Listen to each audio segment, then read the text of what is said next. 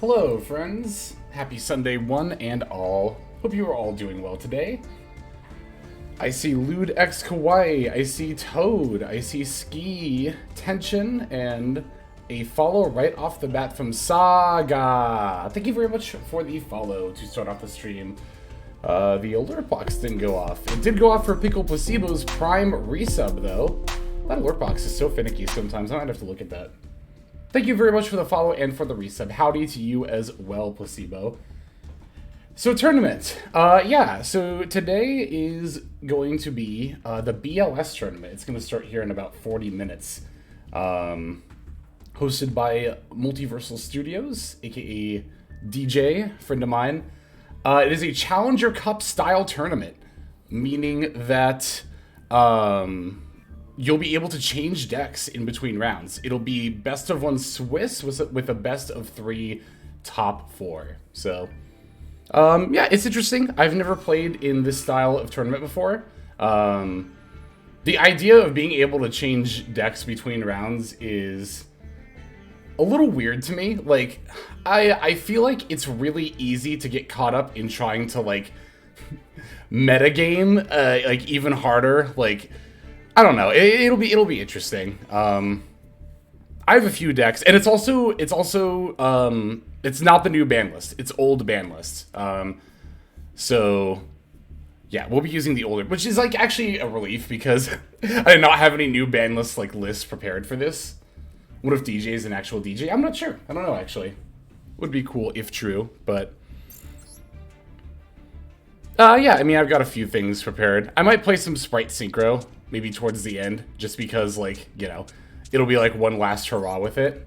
What's up, Legacy? I'm not doing, like, the adventure stuff in this kind of, like, a Sprite Synchro deck, and I also went back a little bit more on the Sprite stuff, namely the Jet Starter and Smashers, because I feel like it's overall a little bit more consistent, which for a tournament I think I would want.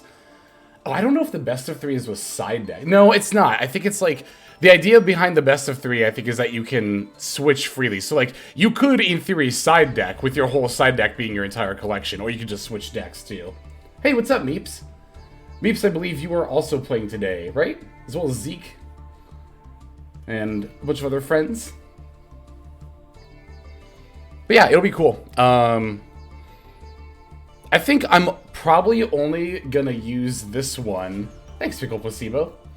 I think I'm probably only gonna use this deck if I'm like, if it's like the last round I know I'm gonna top already, or if like, maybe if it's like the finals or something. I think then I'll bust out Sprite Synchro and go with the bang. 5 different decks ready. It's actually about how many I have prepared as well.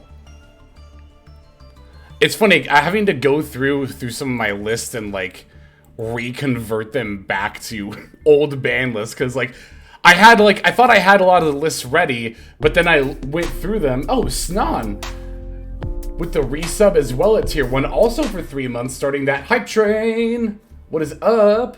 Welcome to the stream. Hello, hello. I guess technically I do have more than 5 decks prepared, but I have 5 in mind that I'll use, so getting hype with that hype train. Hell yeah.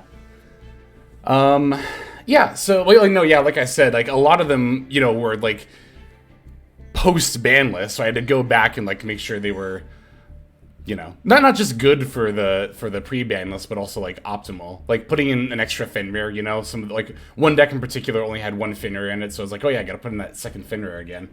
I wonder if Gold Pride Rescue Ace could be a thing, just based on the fact that all their spell trap cards are declarative statements. Could be.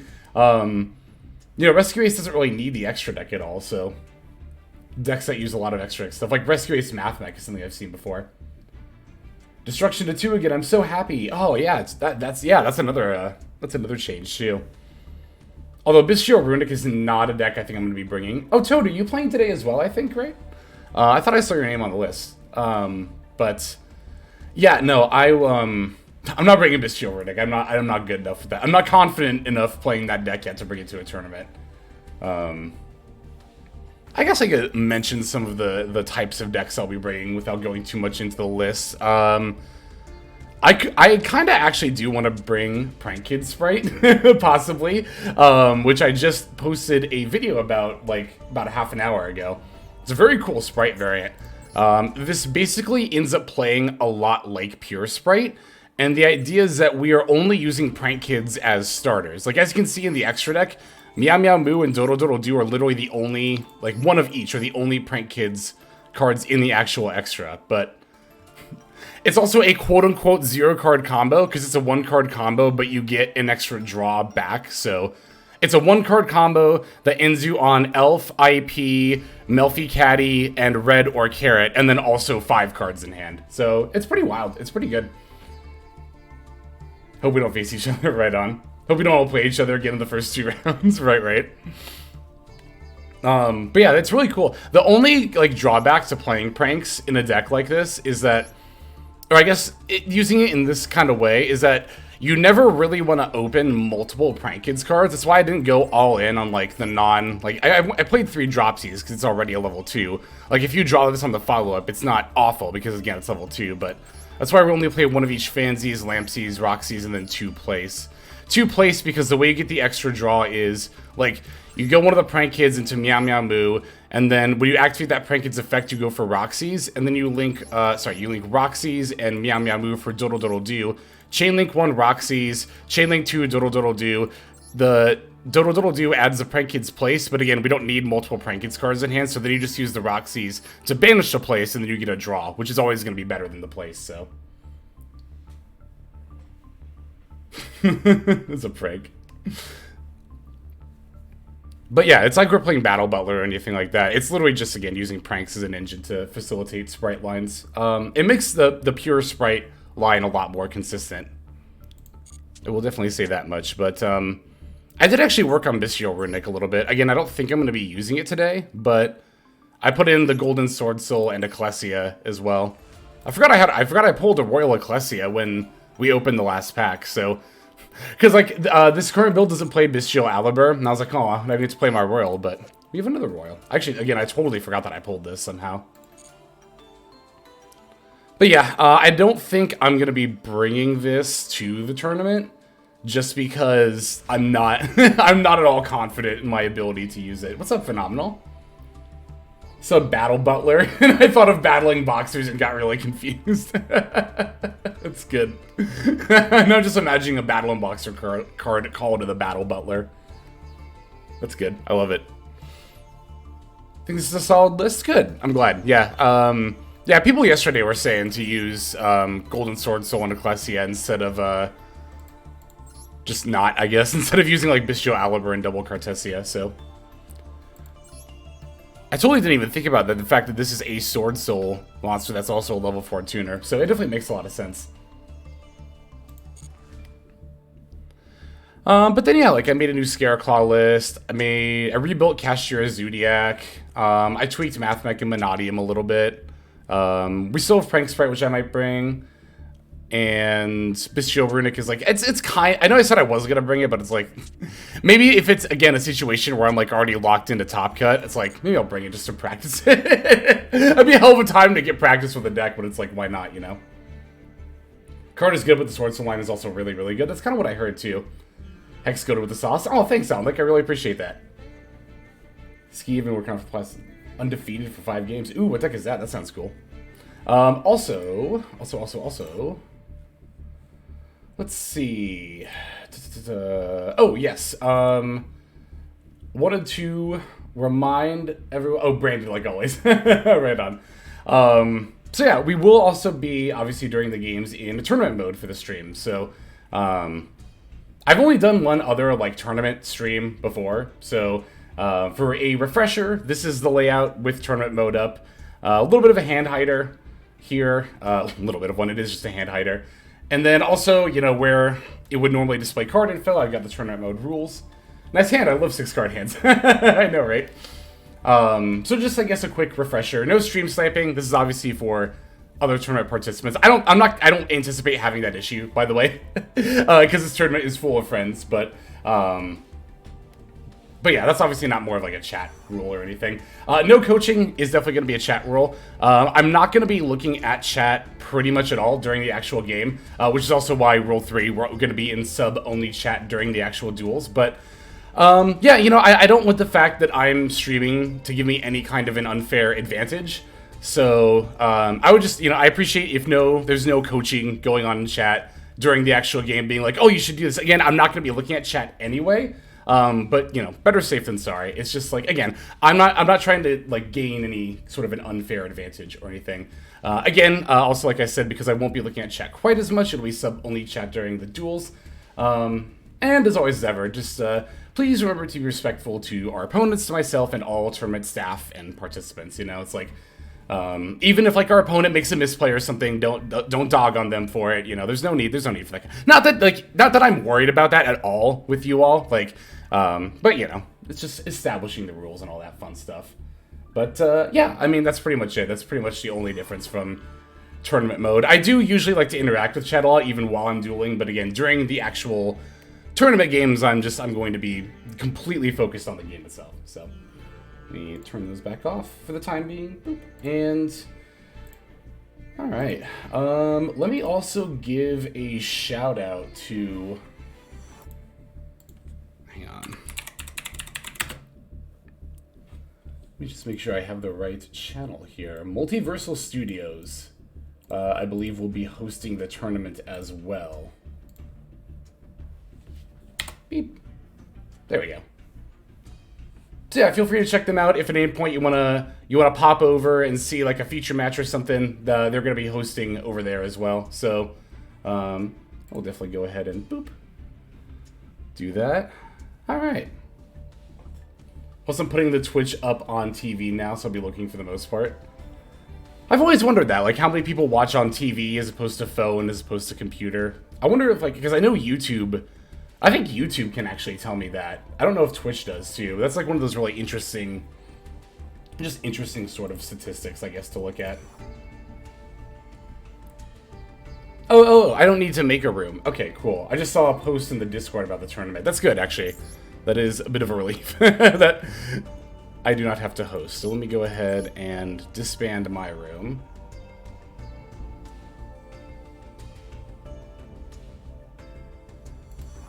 All right.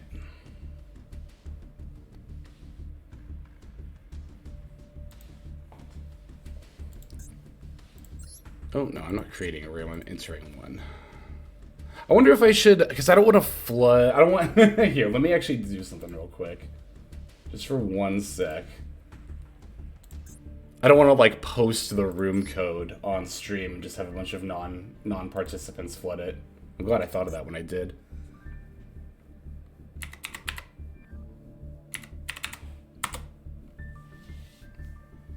Okay, here we go. Now let me go back here and turn the capture back on. There we are.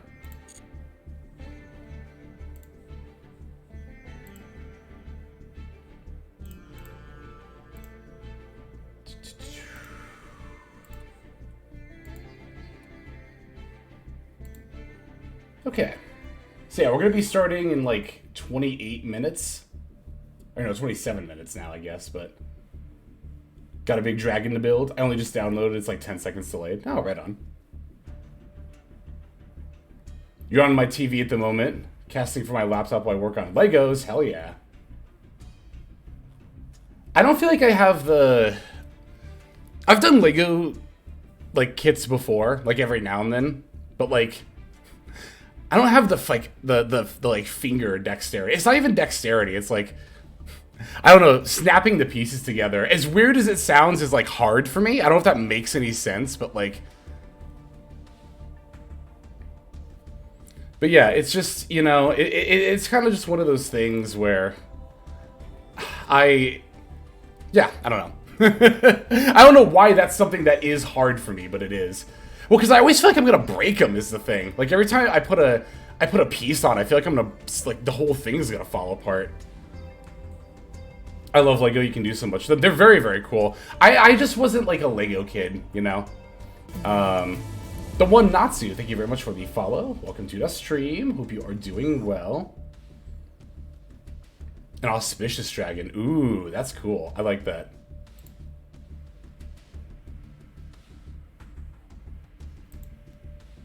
All right.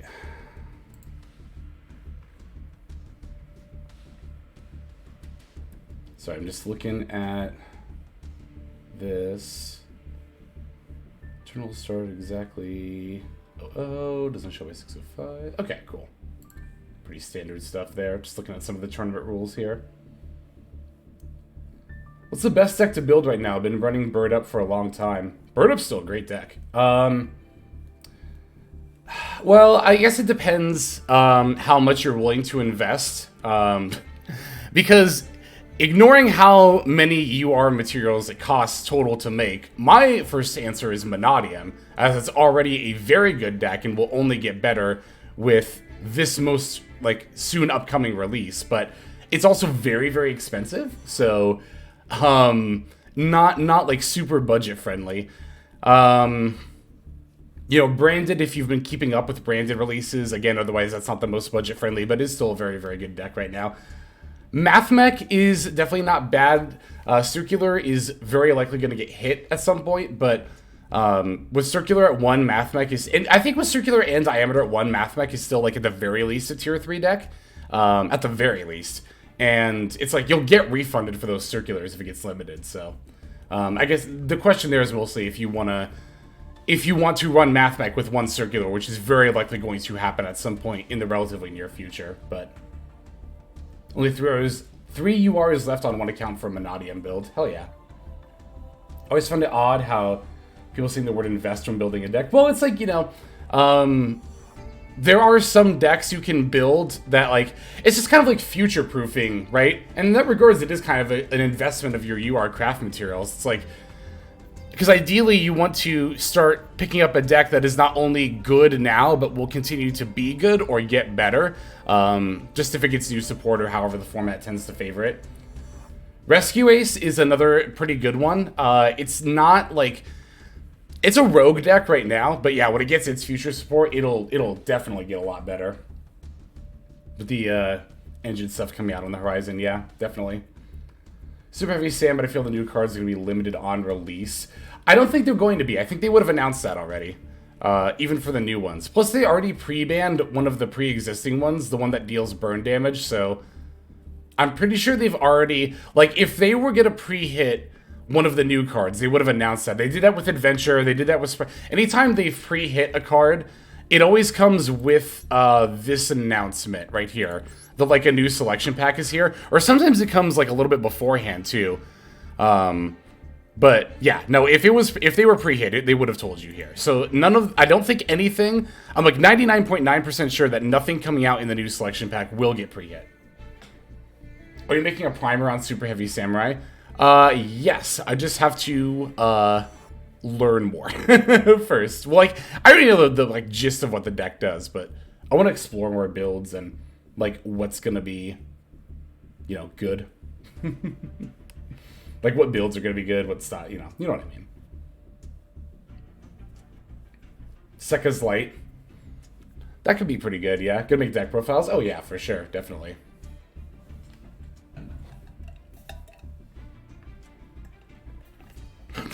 Excuse me, practice talking in third person. Right, like the character from Arc 5 does. It's good. I, Hexlex, will be showing you how to play Super Heavy Samurai. Or I guess not even I, just be Hexlex will show you now how to play Super Heavy Samurai. Free all the toads, go money. Yeah, I don't think Totally Awesome can come back unless Ronin Totem goes, though, honestly. Oh, what table am I at? Oh, I'm at table 1, that's easy. Okay, so at this point we just wait until it hits the hour, and then we shall go to table 1 and play. Free Totally Awesome, it did nothing wrong. It never really had a chance to do anything wrong. But yeah, I think they should ban Ronin. If Ronin gets banned, then Swap can absolutely come back to 3. And even with the existence of Sprite Elf, I think Totally Awesome could just come back too, honestly. I've said this before, I've said it a million times. A lot of people say that Sprite Elf holds down a lot of cards. I don't think that's true. I think right now, Beaver, Jet, and Blue could all come back to 3, and Sprite Elf could still be legal, and it'd be 100% fine. And I think if they banned Ronin, Swap could come back to 3, with Elf still legal, and it'd be 100% fine. Totally is the one I'm least certain about, even with Ronin banned, but I think it would probably be fine, and you could keep Elf, and it would still be fine. But again, that's the one that I'm least certain about. Ronin banned, but totally legal, with Elf still legal right now. But again, yeah, even without touching Ronin, yeah, you could unlimit Beaver, Jet, and Blue right now, and Sprite would with Elf still around, it would be completely fine.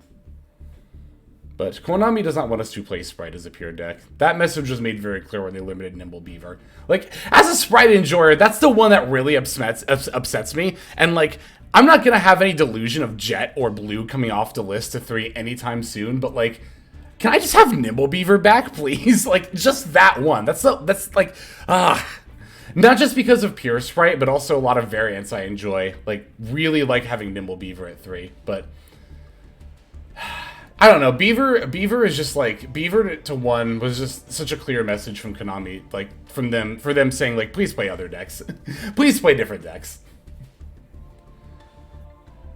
Bike still could be a UR. Yeah, definitely. Well, actually, URs have they officially announced? Or have they not announced it? Oh yeah, here they go. The Synchro, right? The Gold Pride Synchro, Jimmy Numelia. Oh no, this is the Pendulum monster. Which makes sense as well. Isn't this the Pendulum? I have no idea. Prodigy, this one's the Synchro, I think. But yeah, I would be willing to bet the Pendulum Scale and the Bike are both URs, if I had to guess. Waka is the Pendulum monster? Gotcha. Oh yeah, and then there's also Transcendrix are coming in a secret pack. Have we seen that before? I'm trying to remember.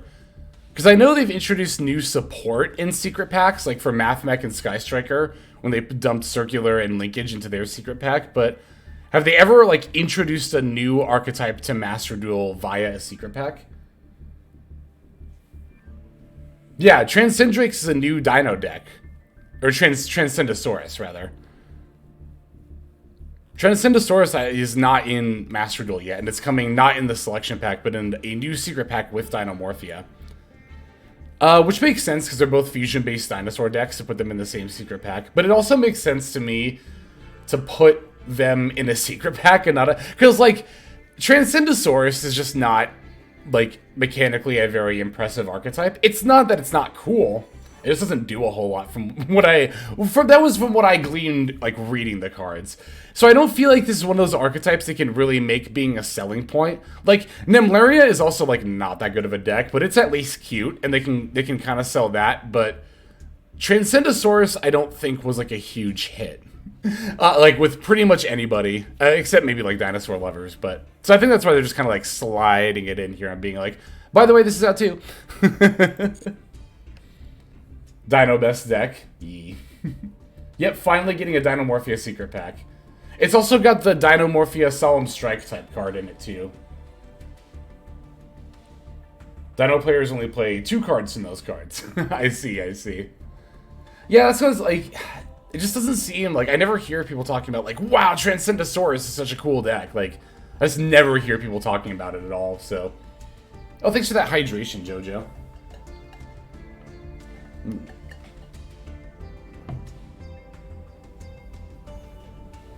But I don't know much about dinos myself, so they cost a lot of URs. What's this tournament you're doing? It is the BLS tournament hosted by Multiversal Studios is the name of the Twitch/YouTube channel. It is a Challenger Cup style tournament, meaning that you can freely switch decks between rounds. It's best of 1 Swiss, best of 3 top cut, and in best of 3, you can also swap freely between rounds. You could side deck with the deck you're using, or you could just switch completely to a different deck. Any restrictions? Just the current Master Duel ban list is really the only restriction. What does BLS stand for? I think it's just supposed to stand for Blackluster Soldier. I should know that. But I think everywhere I saw it, it just said BLS tournament. Yeah, we'll be starting that in like about 15 minutes.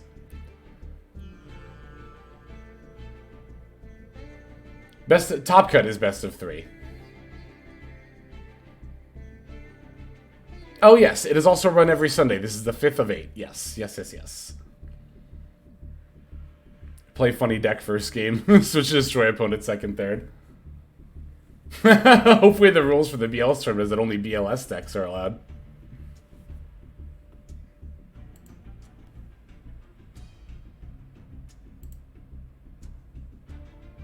Okay. Cool.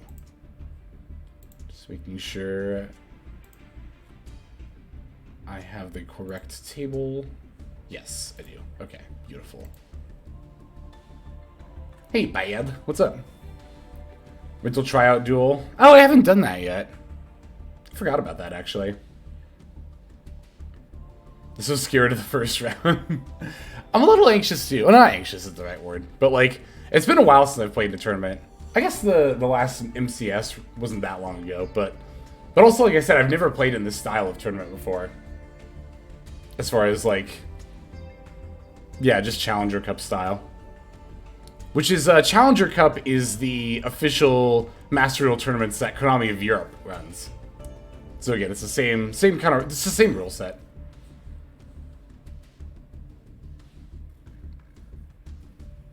"16 VLS decks." That's like that Edison tournament that they ran during Halloween that one time, where it was like something like you got extra points if you played a zombie deck, and then after that tournament, like, zombies started being an actual thing in Edison. Watch Hex versus Toad first rounds. There's a lot of friends in this tournament, so the odds of playing against friends is fairly high, but I am not matched against Toad for the first round.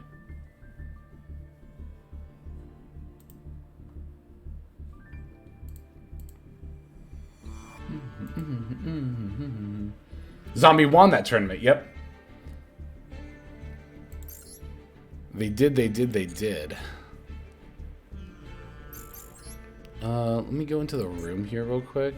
Okay.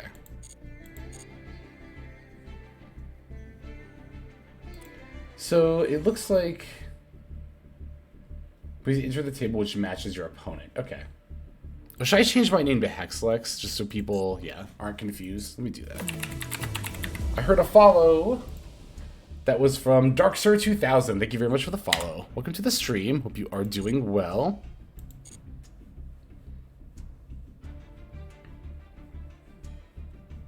How you doing? I'm not too bad. Not too shabby at all. We'll start at the top of the hour, so in like 12 minutes. I probably should have started the stream slightly later. I don't know, whatever. It's been fine, just hanging out, you know, chatting, vibing, lounging, hanging out. All that fun stuff. Oh, also, oh, good timing. We're actually back from the ad break now that I remembered to mention this. Thinking about stream schedule for next week. What I'm kind of thinking about doing, because I mentioned...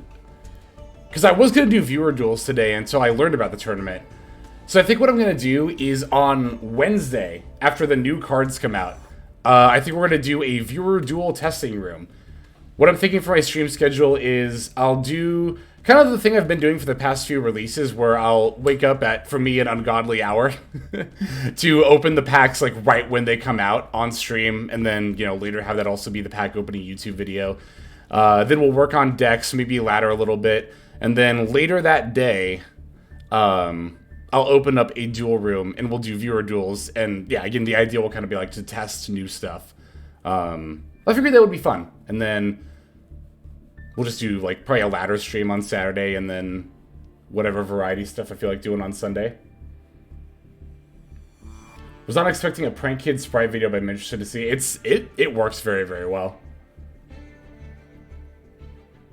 Never heard of someone saying the next hour as top of the hour. That's such a fun statement. It's a very radio statement.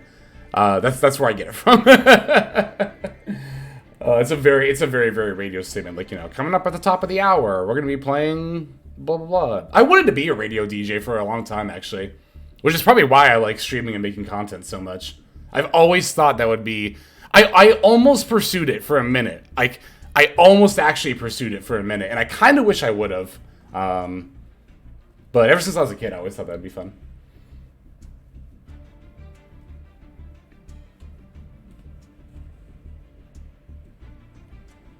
Hexlex podcast. I've kicked the idea in my head around before.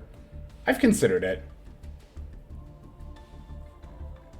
Did local radio for a few years. It's fun, but you get to meet all the local cranks. I can imagine. Aren't that many Yu-Gi-Oh! Master Duel podcasts in general? Making Yu-Gi-Oh! Content can be a little bit tricky sometimes. I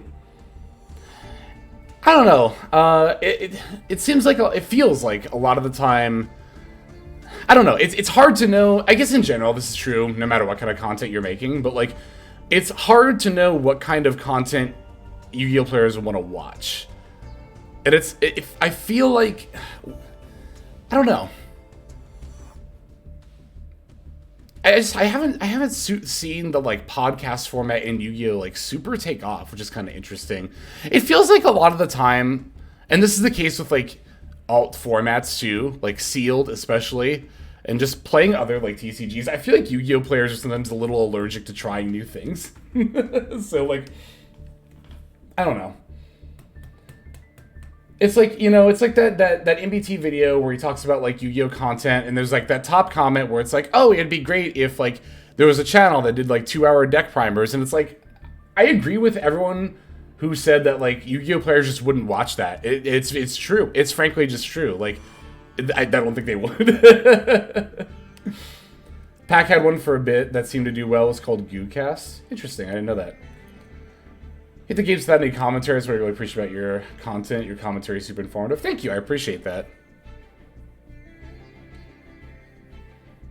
Yeah, no, I agree. I don't like games without commentary either. Or like, I never enjoyed. I never, like, I don't know, they're not awful or anything, but like, I don't like deck profiles that don't also have games in them. Like, I want to see at least a little bit how the deck actually plays out when I go to look it up. And it's nice to have that in, like, one concise video. Like, nothing irks me more than, like, having to look for, like, trying to look up a deck and you look up, like, a deck profile and, you know, then gameplay is its own video, then the combo guide. Well, to be fair, I guess I put combo guides in separate videos, too, but yeah, I could start doing that more. Well, the thing about making the combo guides is like, because the deck profile like will update over the course of like the meta, but the combo guide doesn't always. And it feels kind of redundant to have the same combo guide in every iteration of the deck profile. Oh, thank you. I really appreciate that. I'm glad you liked the latest Math Mech video.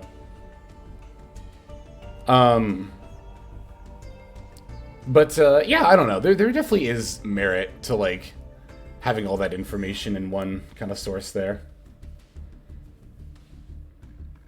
Nearly every other podcast is named after a pot card with the pot substituted with pod. Pod of greed, pod of desires. I can see that. Oh, pot of greed, yeah. It's a pretty good one when you focus on Yu-Gi-Oh! But gets into other TCGs as well. Yeah, maybe I should start exploring Yu-Gi-Oh! Podcasts a little bit more. Just like seeing what's out there.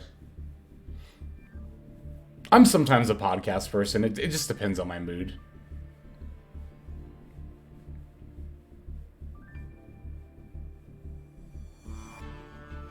Well, and the other reason I like to make deck profiles for every season as well is because, like, another thing that irks me when I'm looking for deck profiles is when I search for them and, like, every deck profile is from, like, 8 months ago, 10 months ago, you know, and it's just like, okay, this isn't, like, even if the build for this particular deck is still legal, like, this particular iteration is in a very different meta than what I'm trying to build for now. So that's the other reason why I also like to update every season, and also why I put the season, like, title, like, in the thumbnail and in the title, so you know, like, hey, this is like this is my most recent iteration of this deck based on what is happening in the meta right now. Oh yeah, no, if I'm doing a podcast, I'm definitely getting guests. I'm not like, that's the other thing too about like doing a podcast is like I'm not sitting there and just like talking to myself, you know. Yeah, no, I would definitely want like guests or just a regular co-host or something like that. Let's see, we're about 5 minutes away at this point. I'll go ahead and hop in my table here. Let me throw these up too before I forget.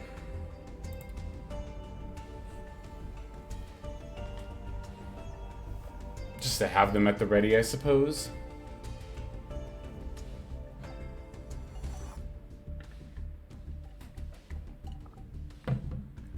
I should say I'm psyched to duel with you. Because it's true. Love the name on table 2, Bowerful Guts. It's good. It's good. Good luck. Thank you. I appreciate that. I think we start in like 4 minutes here.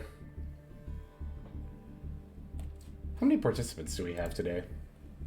Looks like 28.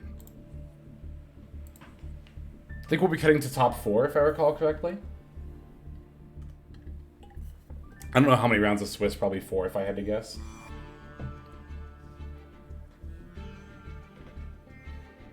Maybe 5. Maybe 6, who knows? I probably should, I'm playing in the tournament. I was like, this was a very last minute thing. This was a very last minute thing. Zeke dropped, no! Yeah, hopefully he only dropped round 1. Maybe he's just like sleeping in or something.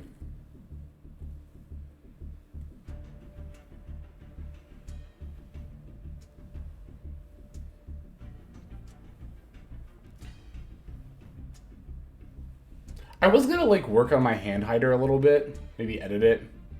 Because technically it doesn't cover the edges, so if somebody goes off with max C, you can see the cards on the side. But like, I feel like if I have that many cards in hand, it's like, is looking at those few cards on the edge like really gonna help you at that point? You know what I mean? It's like, the reason I have it set the way at the height that it is, by the way, because it's gonna creep into the spell trap zone a little bit, but you'll still be able to see the top half of them. But I have it set that way because if I measured it correctly, then if I have like a hand trap in hand and it gives me the window to response, it should cover that up too. So again, this tournament is full of friends. I really am not expecting people to be sniping or doing like things like that, but you know, it's mostly just practice for future tournament streams. Good luck, all friends. Talk to you between games. Hell yeah. We most certainly will.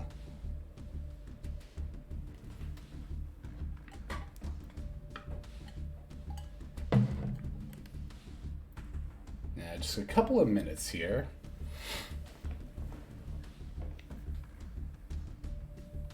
I think I might switch over to sub-only chat now before I forget. Which again will be turned back off when we're not playing in games. It's only during the duels that we'll be in sub-only chat.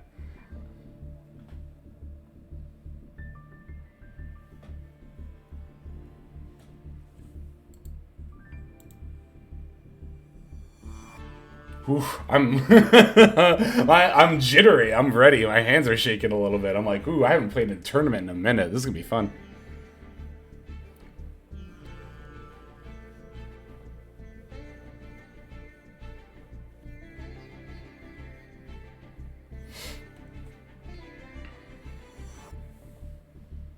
Whew, all right, 1 minute. Good luck, have fun. Thank you, Phenomenal. I really appreciate that.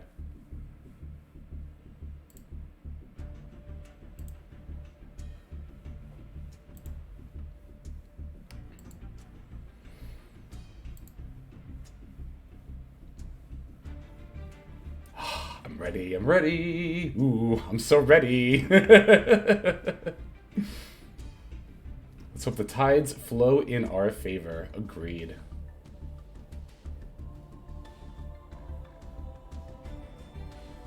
Nothing but custom hands. Excuse me.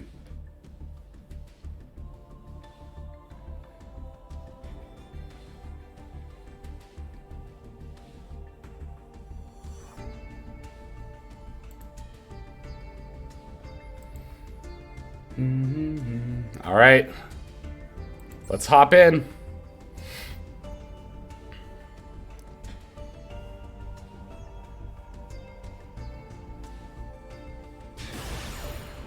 Okay, let's see what we've got here. We're winning the coin flip. Love to see that.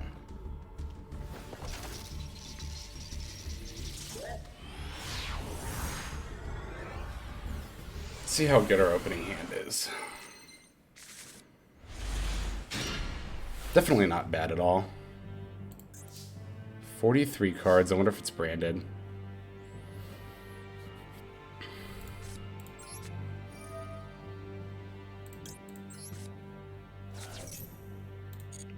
No response. Good to see.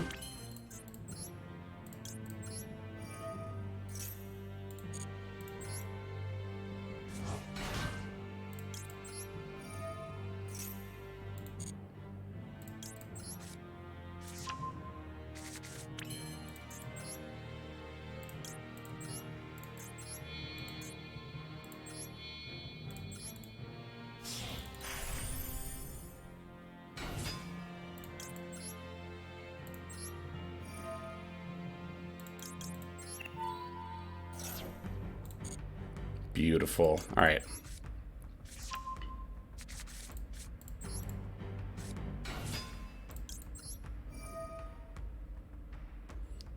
This one.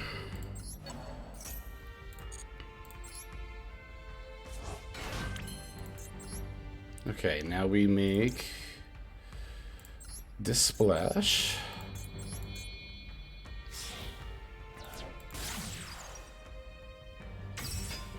Get to drop this bad boy.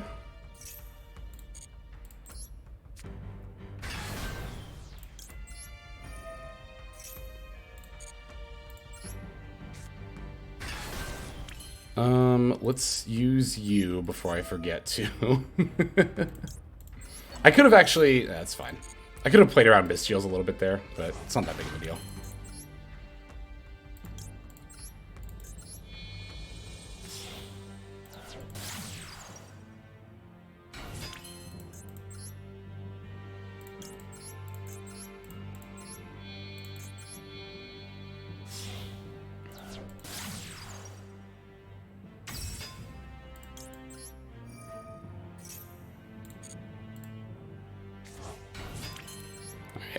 F for you.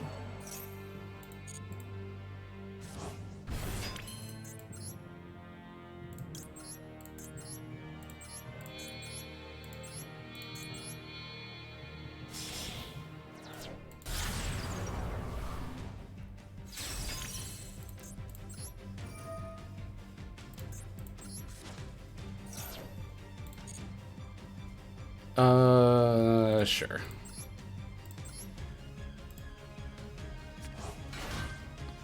Alright, F for you. Yep.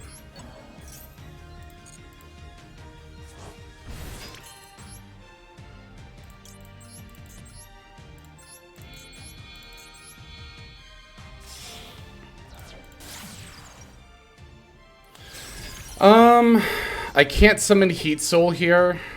I would need one more body to do it, because if I send Dotscaper, that's just like, yeah. So I'll just do it this way. Send the D-Save Worm now. My graveyard should be fully set up. It is. So we're going to set that. There is a question of if I should go into Lingaribo here, because I have the leftover Parallel Exceed. I think I might, actually.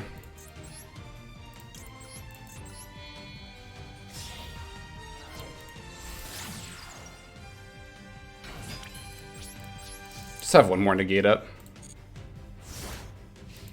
Play around Imperm a little bit. Or if it's Lab, that would be good. I think it's branded, though, because they're on 43 cards. We don't need to use this right now, because we already have D-Save Worm, as well as Diameter, Circular, and Sigma. Yep, so we're good.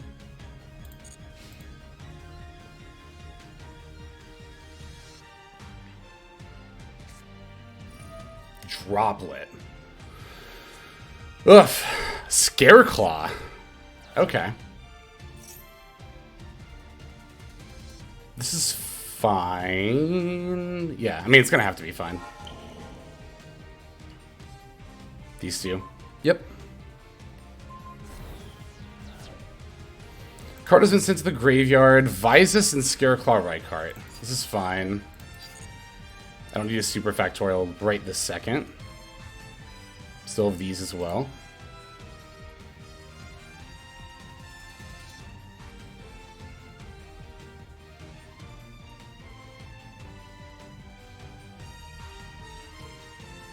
I was not expecting a droplet. I haven't been dropleted in a while.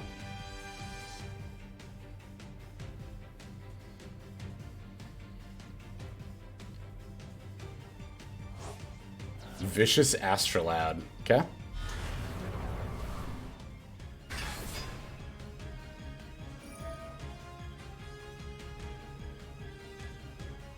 I don't really care about this effect. My stuff's already negated, so it's like whatever.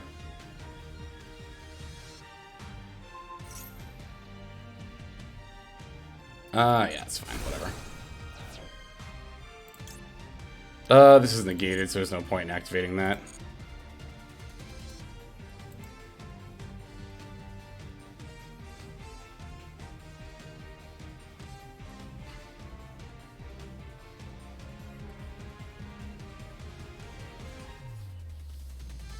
Yeah, this is just a big body right now.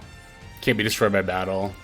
I was just trying to remember if this is gonna be targeted. That was something other card I was trying to think of that randomly can't be targeted. Scareclaw Rykart.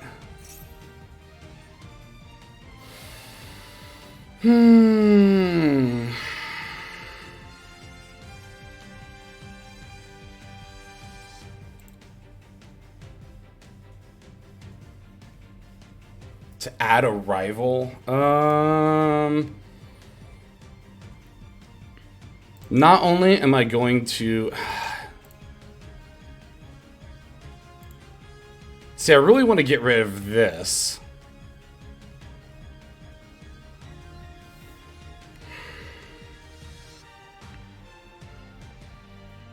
Wow, this is actually difficult.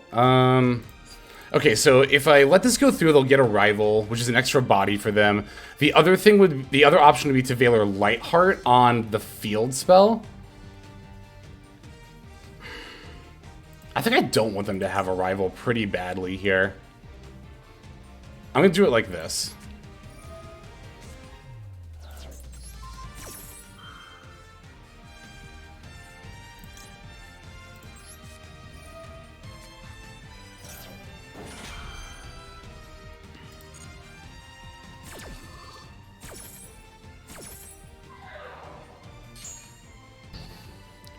There's a part of me that's like, what if I flip Super Fact now and ate the Rykart instead of the Astrolabe? But then Astrolabe just battles over the Laplation, and it's like...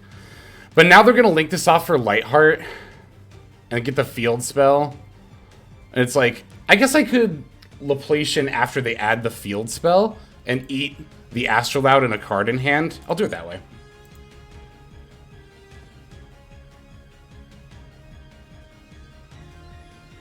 And then if I don't eat the field spell, or if I don't snipe the field spell from hand, I can negate it.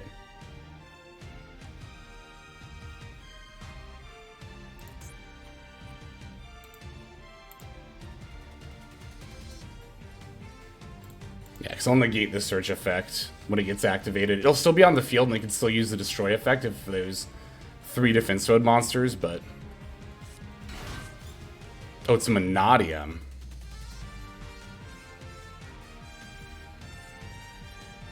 Laplation sends, doesn't destroy.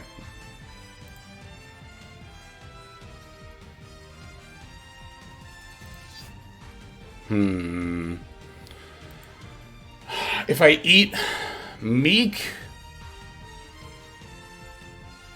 Well, I have to do it now. Because otherwise they're just going to make a Baron. But do I eat Astrolabe or do I eat Meek, I wonder? I think I have to eat Meek here.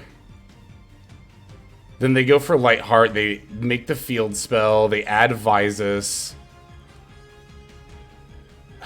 I don't like this. I don't like this. No, okay, you know what? Okay, what if I eat the Astrolabe, the card in hand, I leave these two, and then I have an Omni up still, so I can still negate... I'm gonna do it that way. I think I'm gonna eat the Astrolabe here.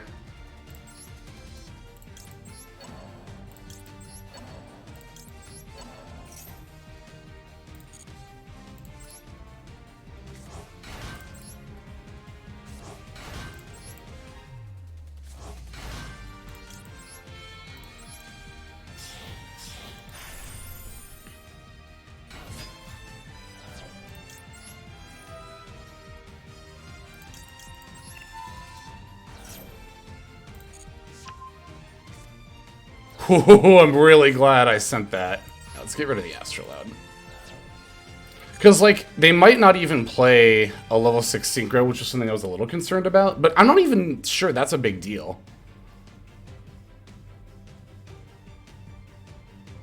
Now if they link for Lightheart, I can just negate it. If they sync for a 6 and try to draw for a card, I can negate that. They can go into, like... well, they do have Vysis in the yard. So they can bring that back. But from there, they can really only make link plays. I'm going to negate this Lightheart effect, I think. Yeah. So they don't have any cards in hand, so it's not like they're holding the Reichphobia.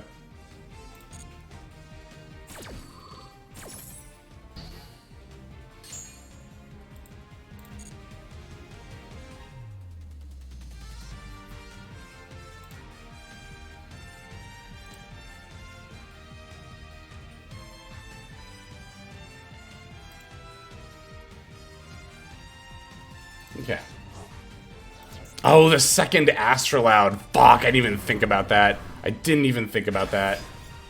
That's bad. It's a level 10 Synchro. Oh, and they also get to use the effect again. That's not once per turn. It's a soft once per turn. No, it's not once per turn at all. Wow.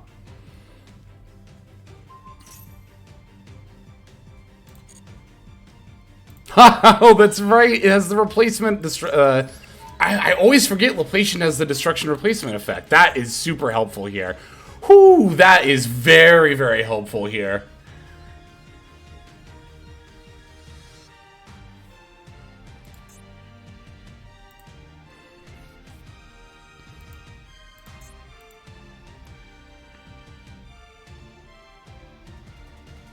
Okay. Yep. Yep. Not a good draw at all. Oh, yeah, this is negated. Whatever, at least it'll stop asking us.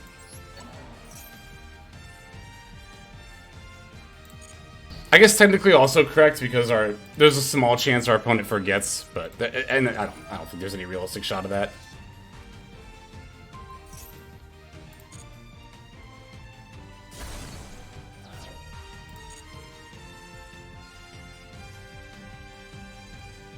Yeah. Okay.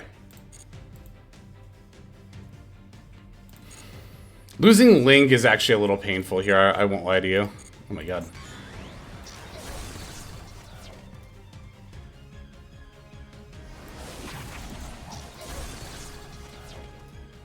We still have Sigma in the yard.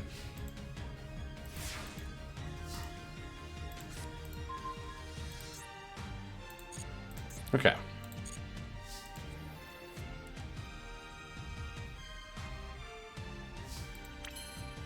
Alright, so we have one Omni to play through. And Terahertz is already spent. I think we always start with this.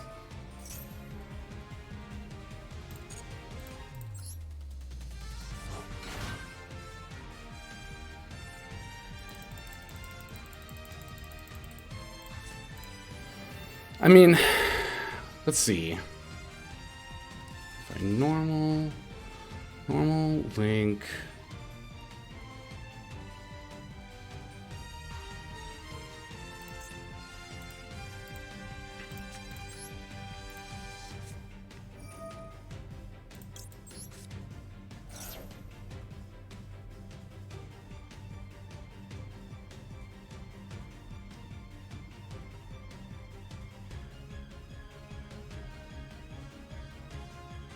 Yep. Okay. You let that go through. That makes sense.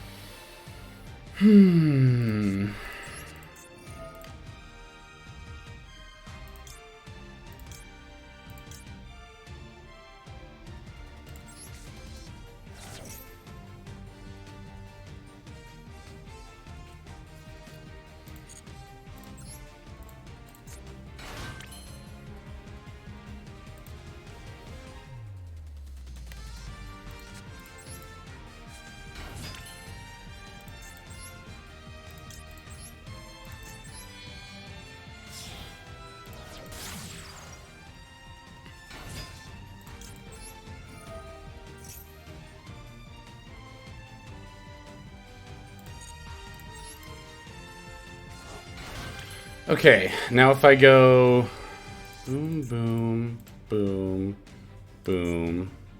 I think I have it here.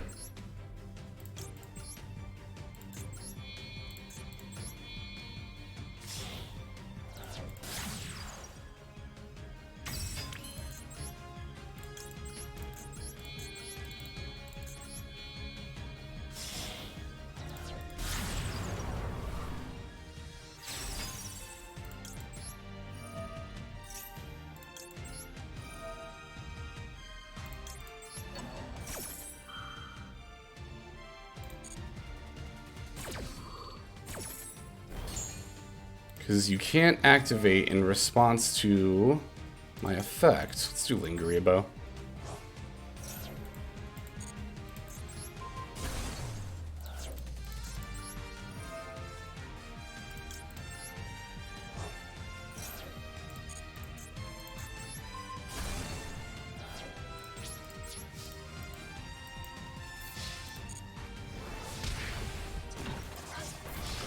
Whoo! We did it! Whoo! We did it! Alright. Got it. That droplet scared the shit out of me. Hey, thank you for the victory. From Jojo. Alright, let me turn off sub-only chat here. Thank you for the duel. Let me report my score.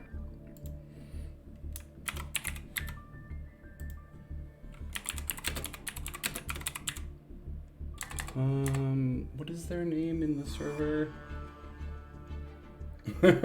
Hang on. That's gonna be over here.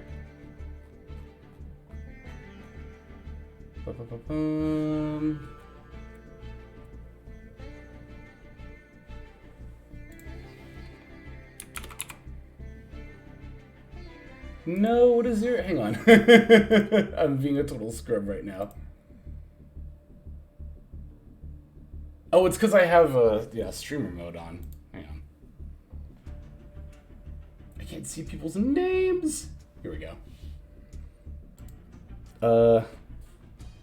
I'll just say Moon. Because okay, here we go. Moon Live. There they are. That took me longer than it needed to find. Okay. Burp, burp, burp, burp, burp. BB2 it, nice. No, I'm not hosting. I am in the tournament. I am not hosting. Not today, not today.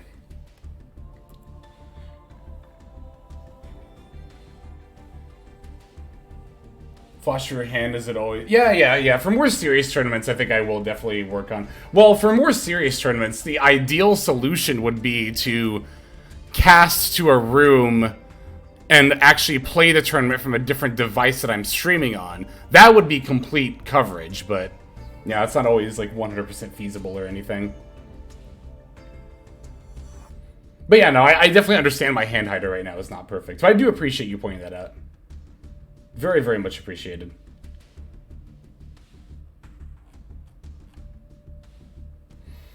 Okay. I wonder how many people are still playing. I could look at the, Okay, here we go. Records that'll make... Okay, so 5 rounds of Swiss. Got it. So 4-1 or 5-0 to make top cut. Makes sense. I think one of the features is still going.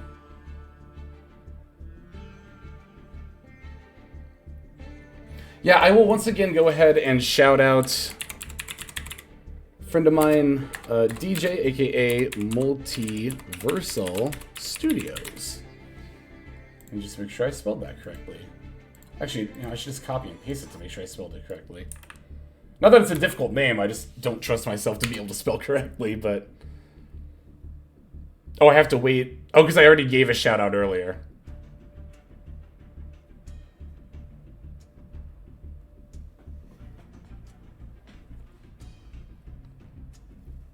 Hey, Morgana. Yeah, we won our first round, so that was pretty cool. I would love to do an event like this. I would love to do a community tournament for sure.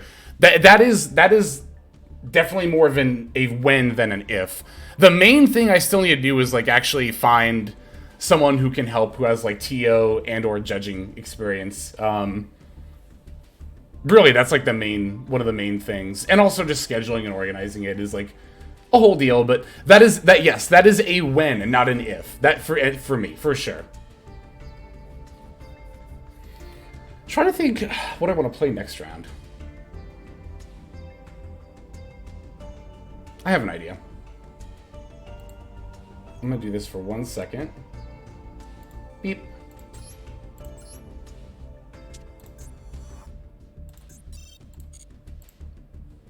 And beep.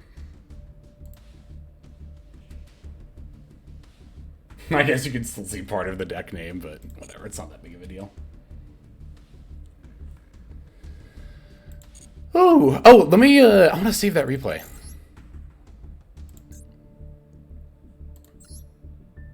Beep, beep, doop, boop. Hey, Toadette won. Hell yeah.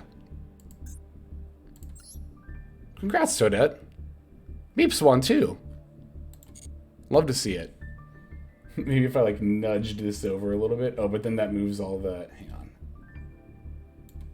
I have to open the folder and select the hand hider. Beep. Actually, I could just make it a little bigger. There we go.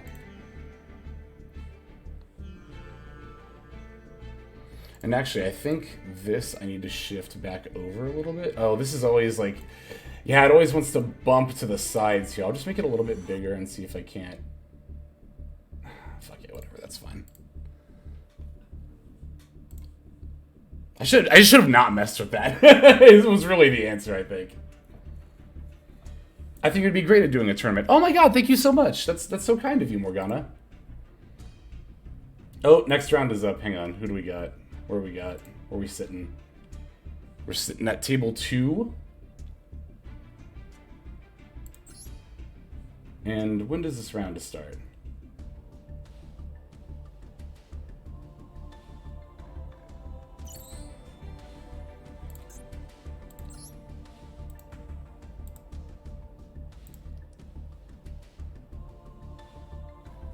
Skipper deck, keep him guessing. That's good.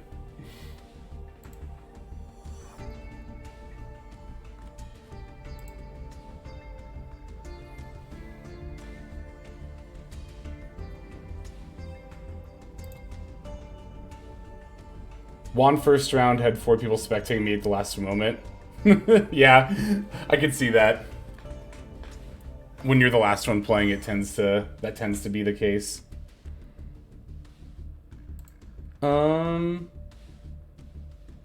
Wait, can we start? I don't see anything in the server that says we can start. I'm gonna click begin duel just in case. I think they're probably announcing it on the stream, but... I could also just ask, when does next round start?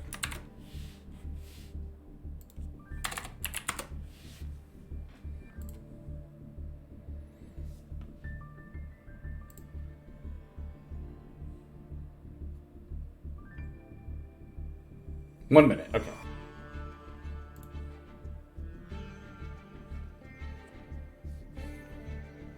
So I guess we'll just hang out. Oh, and go back to sub-only chat as the duel is about to begin here.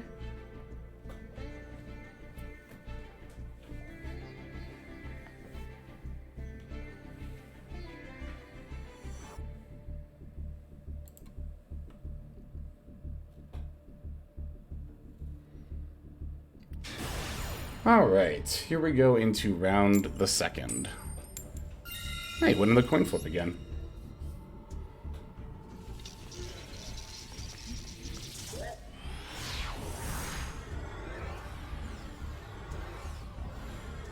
Uh-oh, come on. There we go, thank God. Oh, that scared me. Well, this is a good hand.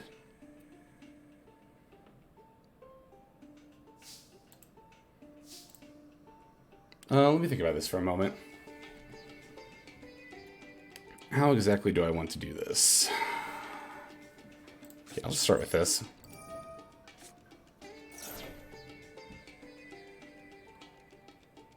Another 43 card deck.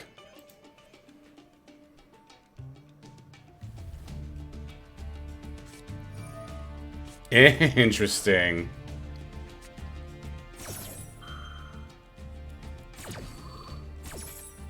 Is that Ice Dragon's Prison? Yep.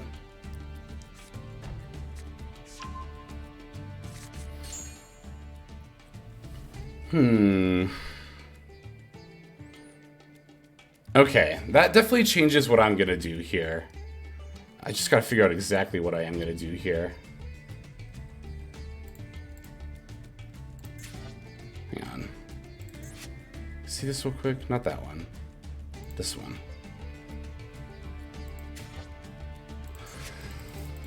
Huh. You know what? I think I'm gonna do it. Oh my god, there's actually a couple of ways I could do this. I'm just trying to think about the smartest. What is the smartest one? Go boom, boom. I guess it depends if I value... Oh, right, I can't... Okay, so yeah, no, I'm just gonna do it this way.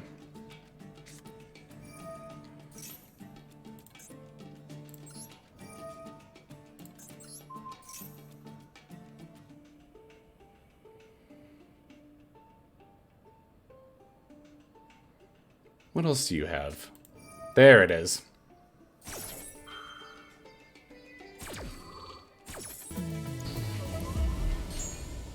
Okay.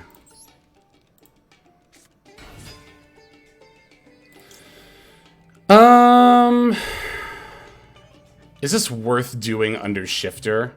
No, I want to keep all my Zodiac cards. There's not any that I'd want to just toss into the graveyard, I don't think.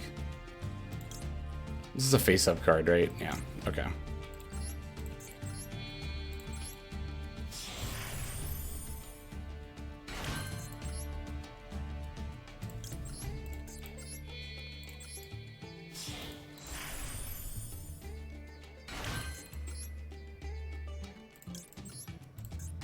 Actually, I'm gonna do it like this. Not waste my one of so early.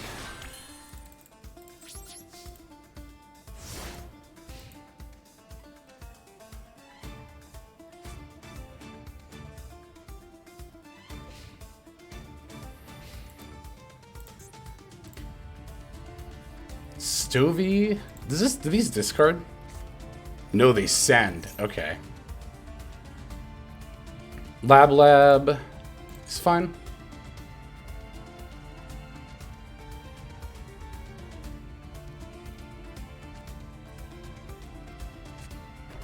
Yep.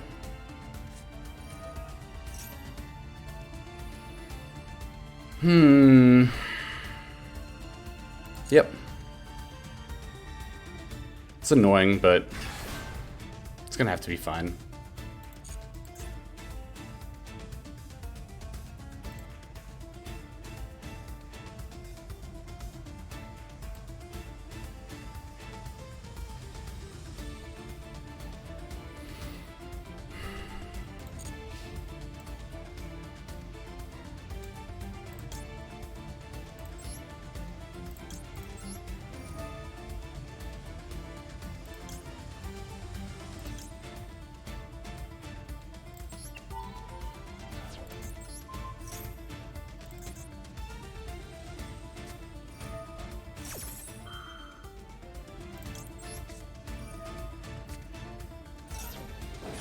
So glad I had that. God, I'm so glad I had that. A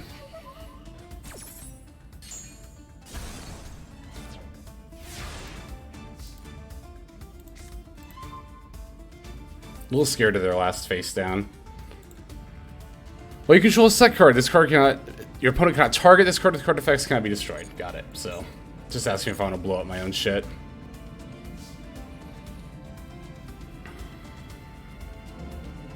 Which I don't know if I do.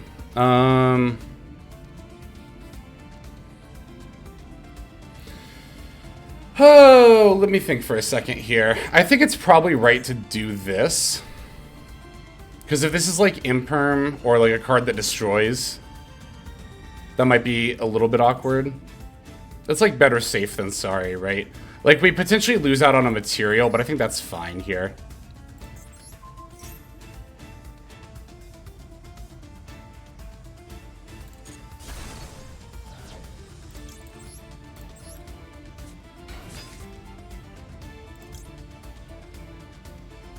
Yes. Oh my god, I actually forgot all about that effect. That's very helpful right now.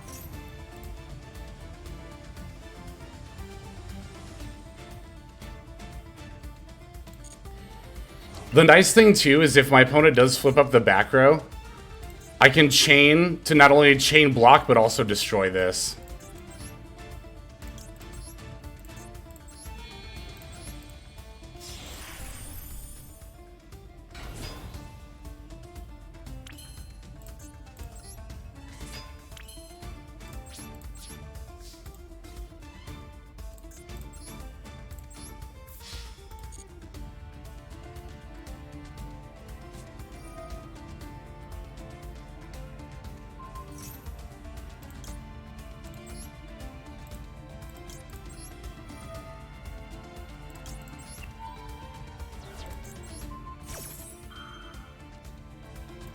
Cool.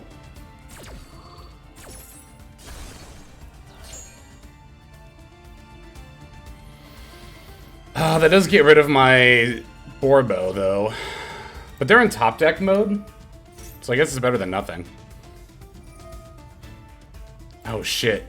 The Stovey. This isn't as clean as I thought it was going to be. Could I have played around this, I wonder? I don't think I could have played... could I have played around it being Dogmatica Punishment? Oh, I should have Maxied there. I forgot this summoned and not added to hand. That was a huge misplay on my part. Actually, debatably not. It might have actually been more worthwhile to try to get more than one draw.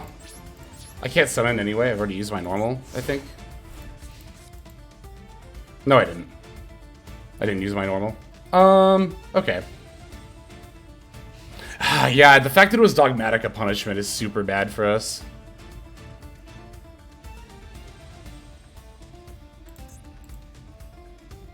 Just gotta hope they have no follow-up.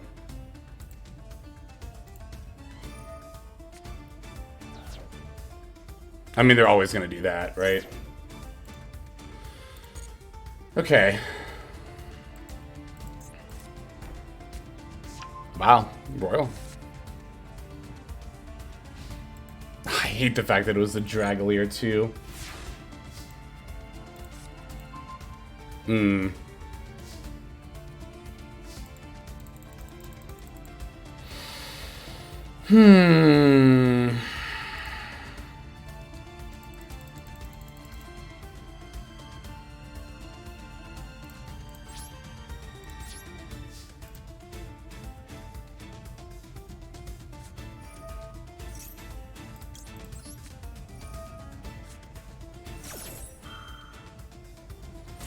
For unfortunate hand. Just an unfortunate hand overall. Had a lot of good top decks there. We had a lot of good top decks there too, and we just didn't get one of them.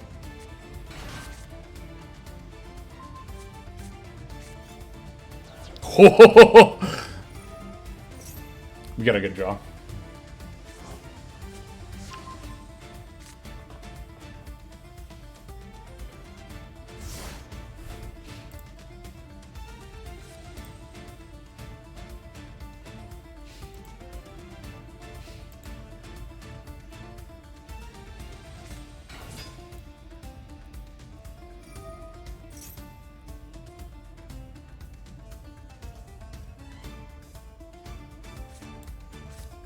The clock, okay. Oh, right, and we know... Wait, do we know? No, we don't know one of the cards in their hand, right?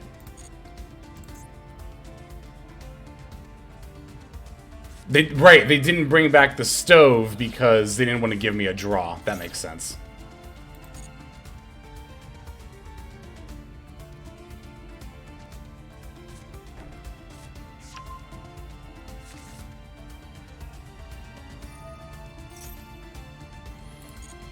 Yep.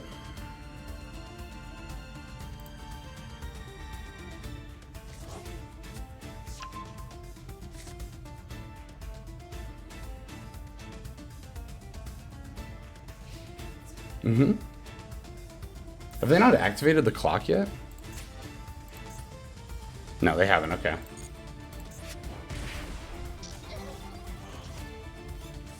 Oh, they did. Okay. Well, either way, we have this.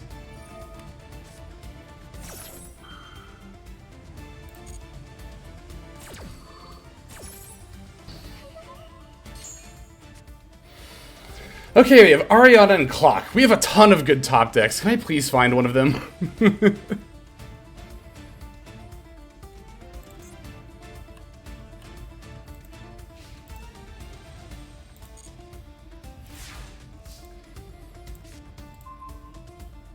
Fuck.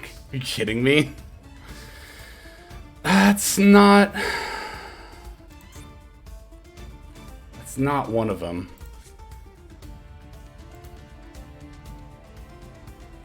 You gotta be kidding me. Doesn't do anything, I don't think.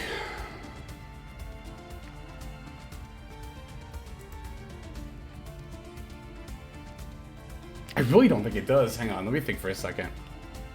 Because there's like no shot, yeah.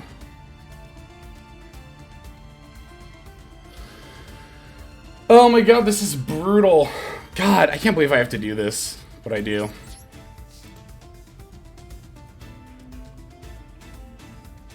We have so many good top decks in this deck. Yeah, bounce Ariana. That's fine.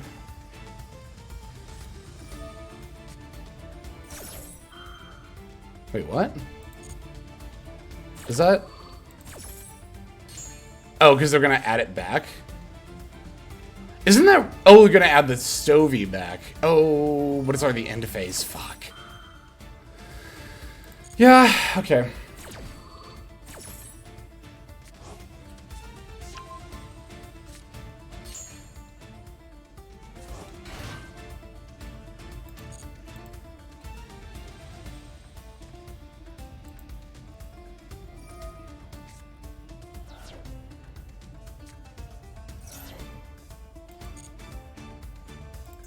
Oh, are they gonna end up activating it? Oh, like now? Ah, that's a bit of a problem.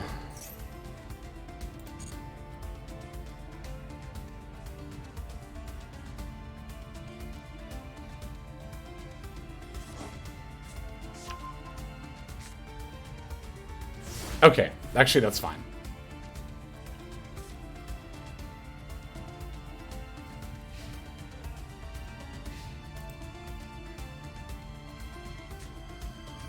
Mm-hmm.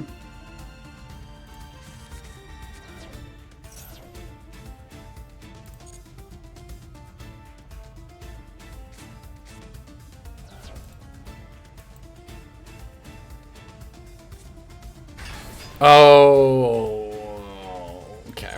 Yeah. That's unfortunate.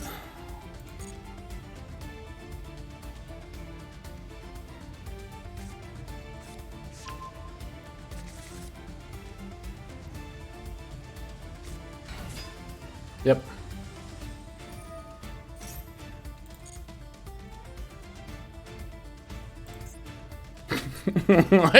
I'm just lamenting my last two top decks. 3 if you count the Max C draw. Because there were a lot of opportunities. Well, whatever. It is what it is, you know. RNG is just going to happen sometimes. I wonder, I guess the main thing I'm thinking about is I wonder if I could have played better into the punishment. If I'd considered more that it was punishment sending the follow-up Entis, is there a different line I could have done? I don't really think there is, though. Like, I set up the Ram, which is obviously the one you go for in that kind of situation. Yeah, we'll just do this now.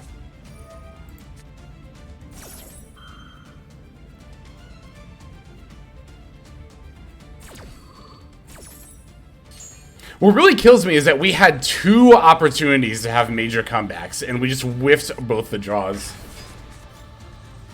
Like this one!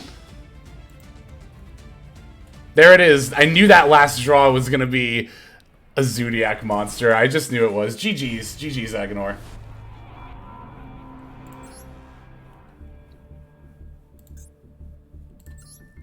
GG's indeed. GG's indeed. Okay. I heard somebody, it was Dark821 with the follow. Oh, and then we had a sub, too. Oh, from Leo, right on. I don't know why that didn't play, but...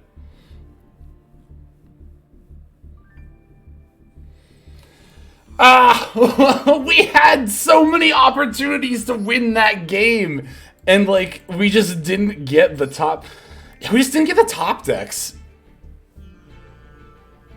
It's a shame, too, because, like...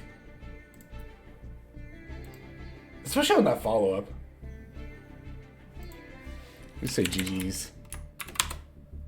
My top decks were awful.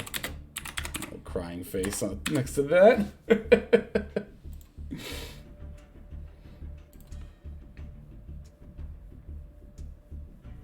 Triple Quem, no Runix. Oof! That is an oof. That is an oof if I've ever heard one. Oh, we can turn off the, Oh, hang on, let me do this real quick. Let me go... Boop. Then... Here. And then... Go here. And here. And here. There we go.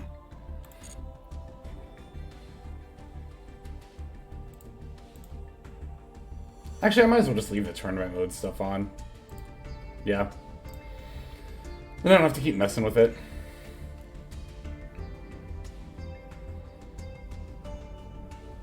That was on ladder. I don't know what's happening tonight. No, tourney's not over. It's Swiss. So, we can still top with a record of 4-1. Thank you for the hydration. Much obliged there.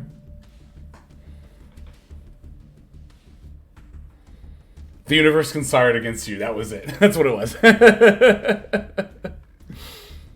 But it's like, the thing is too, is like, we were on Cash Zodiac in particular. So like, when I say we had a lot of top decks, I mean, we could have ripped any Zodiac monster, Barrage, Tenki, Desires, Fenrir, Unicorn, Ratesoth. Like, that's 7 individual cards with multiple copies of each card that we could have top decked at 2 different points. But it is what it is, I suppose. It's a cash deck. And what's Zoo Cash? It's like Zoo Cash is notably more consistent. As I just explained, we had like, I think about 20 some odd top decks. Like more than half of our deck at that point would have been like game.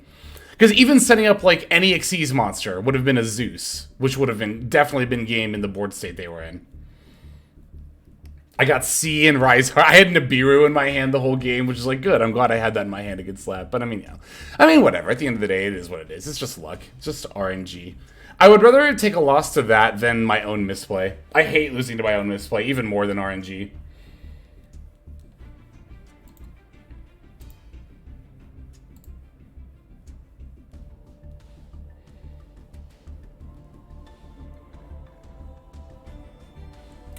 Agonor wishing us or congratulating us on a good game as well. Top decks did not seem great. Well, it's weird because I got a little lucky in getting the Ash Blossoms. I just got unlucky and not have anything to follow up. But again, I mean, whatever. It's Yu-Gi-Oh! It is what it is. Yeah, again, yeah, losing to yourself feels a lot worse than losing to luck. Because there's not, I mean, you can't do much about losing to luck, right? It's like, but losing to yourself is a whole other gambit.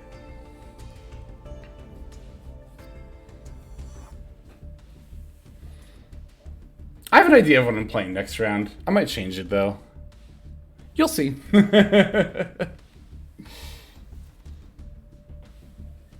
Hitting mental breakdowns after seeing my misplay with Branded. Yeah, it's like... Branded and Lab are definitely the 2 most difficult decks for me to play. I'm laughing because I'm remembering the time I tried to play Lab on a stream. I'm not making that. I'm not doing that again. Mostly just because, again, I don't know what I'm doing. That's why I stopped playing Black Wings. Well, it's funny, right? Because certain... It's not even just that if a deck doesn't have a line, I find it hard to play, because I can play certain kinds of freeform combo-y decks.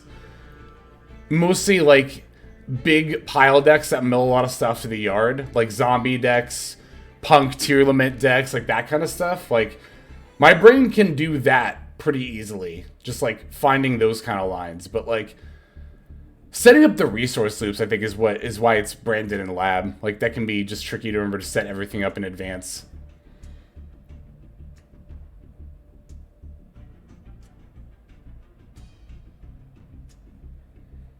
Well, that's the other thing, too, is, like, it's a lot harder to take advice from chat than it might seem. What I mean by that is, like, what often ends up happening, I guess what happened when I played Lab is, like, there were multiple people who were very, very much better at the deck than I am in chat. But it's like, it's not just listening to multiple people at once, but then when, like, the people who are all giving advice start disagreeing with each other about, like, minor nitpicks of a play, I'm just kind of sitting there like, you know, like, it just becomes like a... it just very quickly becomes like, okay, that's not...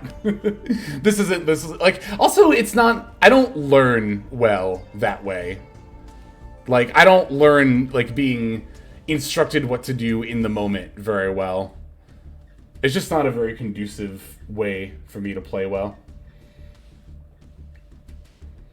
Yeah, exactly. Thinking of different lines, other chatters, all that fun stuff.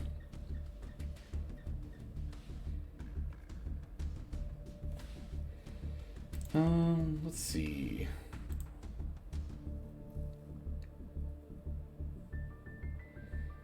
Let me go over here. Looks like Meeps is on the feature match right now. Playing for a higher sprite.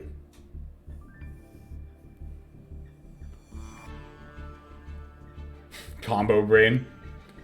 Yeah, I mean...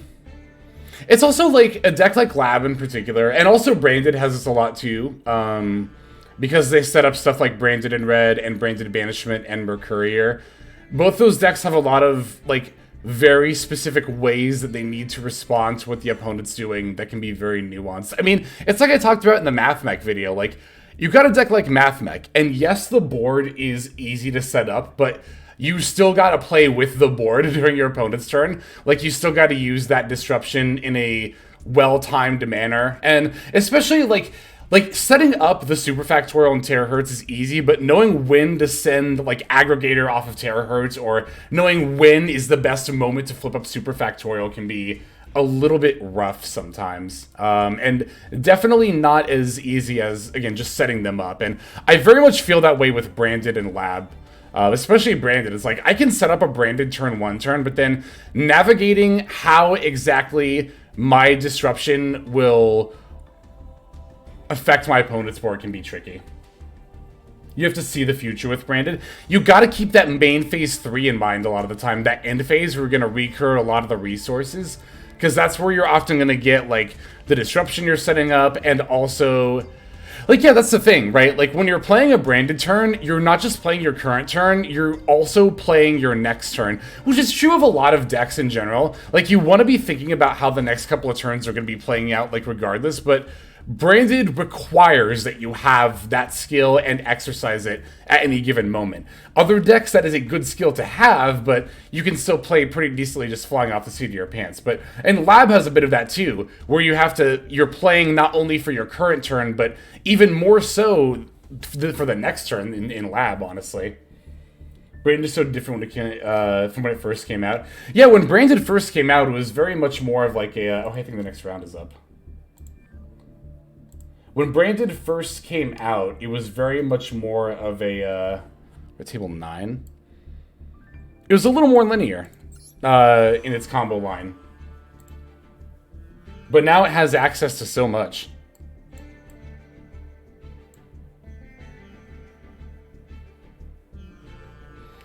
It's not just necessarily the things you didn't manage during main 1, but, like, End phase is where, again, you're setting up some of your disruption for the follow-up turn. You're setting Branded Banishment or Brandon Red. You're also thinking about the follow-up turn. You're adding back the Cartesia.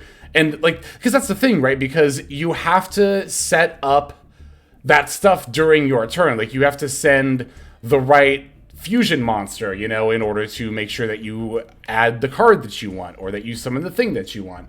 Knowing what to fuse for during your opponent's turn as well. Like, do I Brandon Red and set up the Guardian Chimera? Do I Brandon Banishment and try to eat one of their things? This is one of the kind of matchups where I can do that, you know?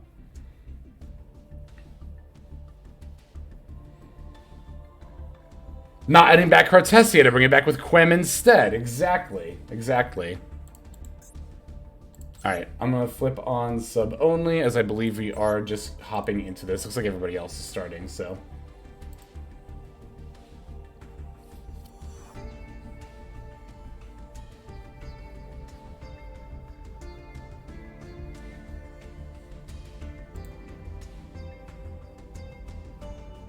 Okay, now we can begin.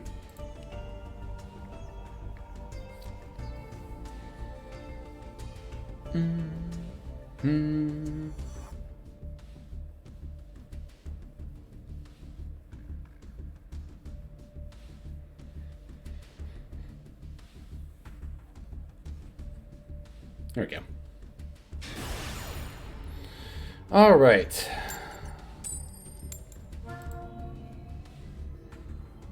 Let's see what our hand ends up looking like here.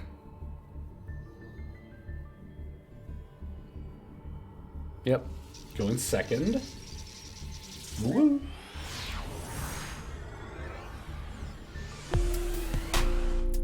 Oh, Caius with the sub. Thank you very much.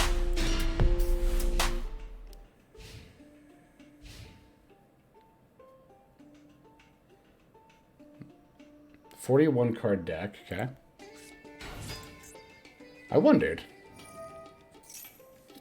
Let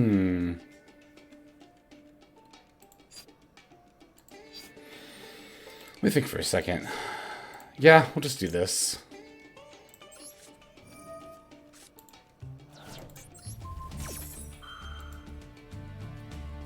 If they're gonna normal summon Mad Love, okay, they do have the Borger. That's a little annoying, but it's not like we can use Valor on our turn anyway.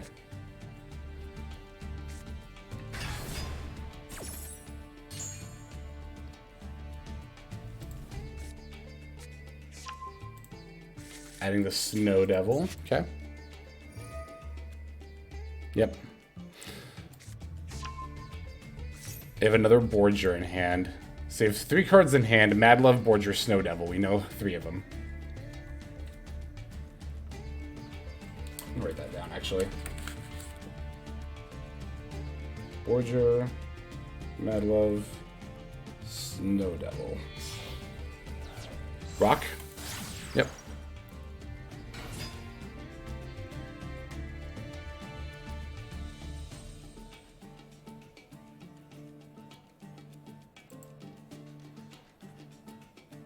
What if they summon a Raisin off of this? I was gonna say, okay.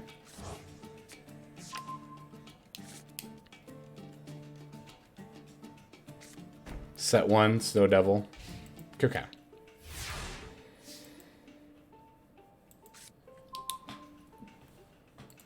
That would have been a good draw last turn.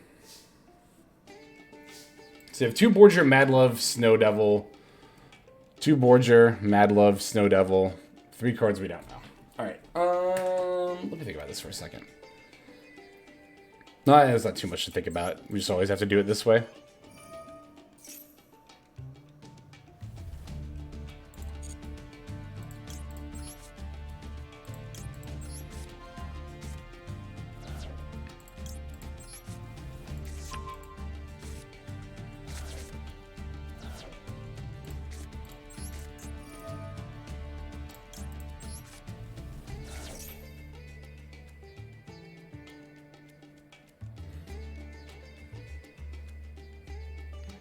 They haven't shown us a fire or an earth yet. Just Borger and Mad Love, which are both dark. Which is a relatively good sign.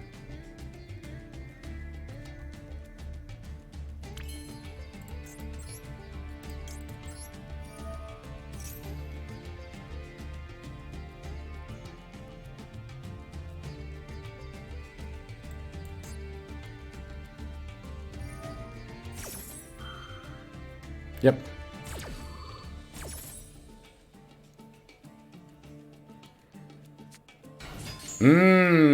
They did have it. Wow.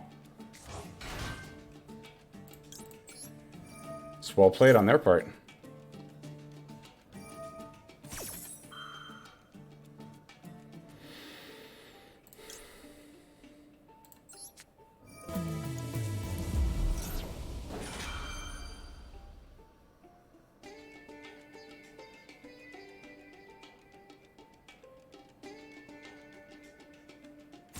Okay.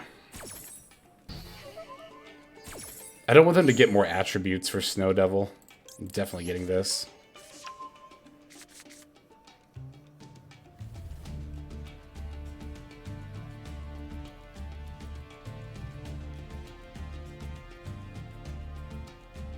Yep.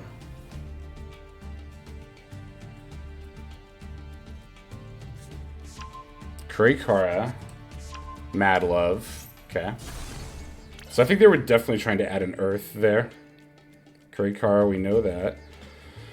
So they have 5 cards in hand. We know 4 of them. Mad Love, Kurikara, and 2 Borgers. The face down is Snow Devil.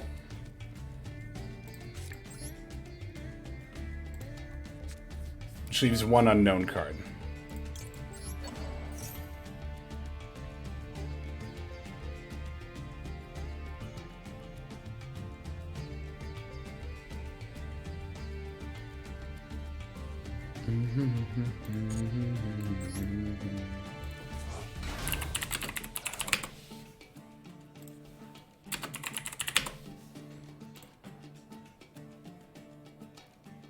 Okay. Just had to remember what the second effect was. They can't be destroyed by card effects. I could have also just done this in-app and looked at related cards. There it is. Do they have 3? Fire. Dark. Do you have the Earth? You do! Pantera was your last card. Wow. Okay.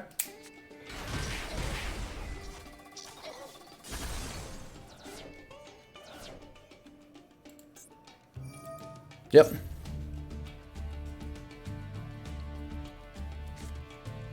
For Dust Devil, okay.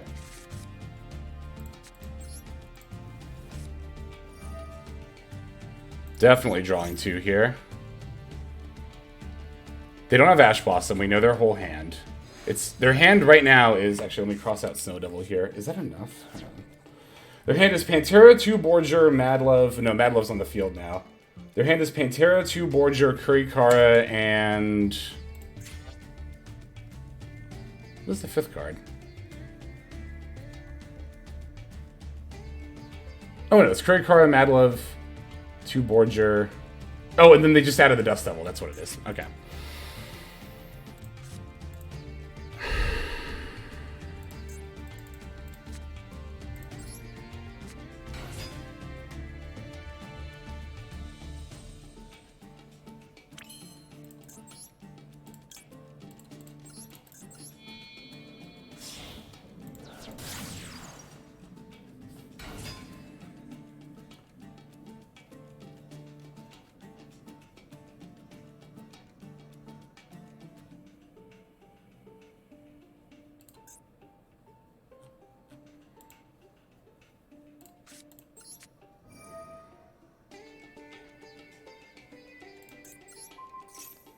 Sure.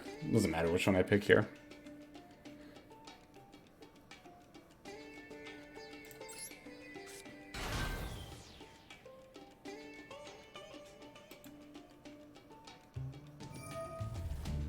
Oh, the bounce! Fuck! I always forget about the bounce. Okay, we lose now.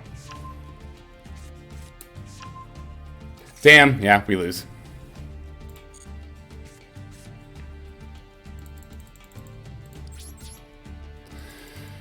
Oh, we were close. We were close to being able to play through this. It ended up being the Mad Love bounce. Well, here's the thing, though. I don't know if we were winning on this turn. I don't think we were ever winning on this turn is the thing.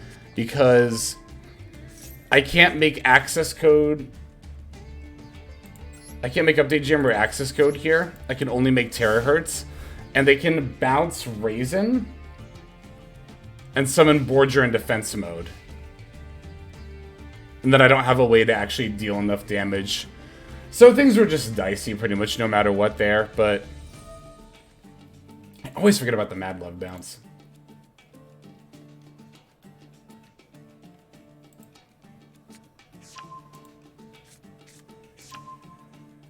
Also wild that they did end up having the last attribute there. The Earth. Pantera was their last card. I mean, I wasn't necessarily assuming that they didn't have an Earth monster, but it's like, in a situation like I was in, you just gotta play, like, as if they don't, because if you try to play around it, like, in this situation, there's no way I can play around it without, like, not making plays at all. GG's, Ichigo. Very well played Vanquish Soul Duel on your part, for sure. Thank you for the game. I think I'll play out Swiss, even though I'm not going to make Top Cut anymore. Turn off sub-only chat. Boop. Dang. Yeah, I mean, it is what it is. But with 2 losses, unfortunately, yeah, we don't make Top Cut anymore. But we'll see if we can just go 3-2 and at least have like a positive win record. That was a very well played on Ichigo's part. I'll even say GG's.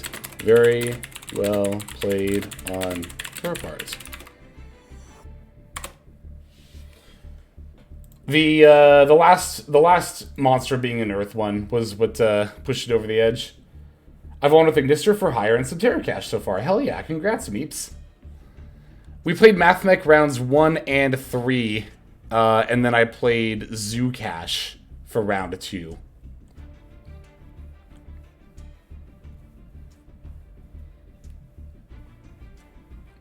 I'm trying to think. I don't think there's really much else I could have done differently in that Vanquish Soul game.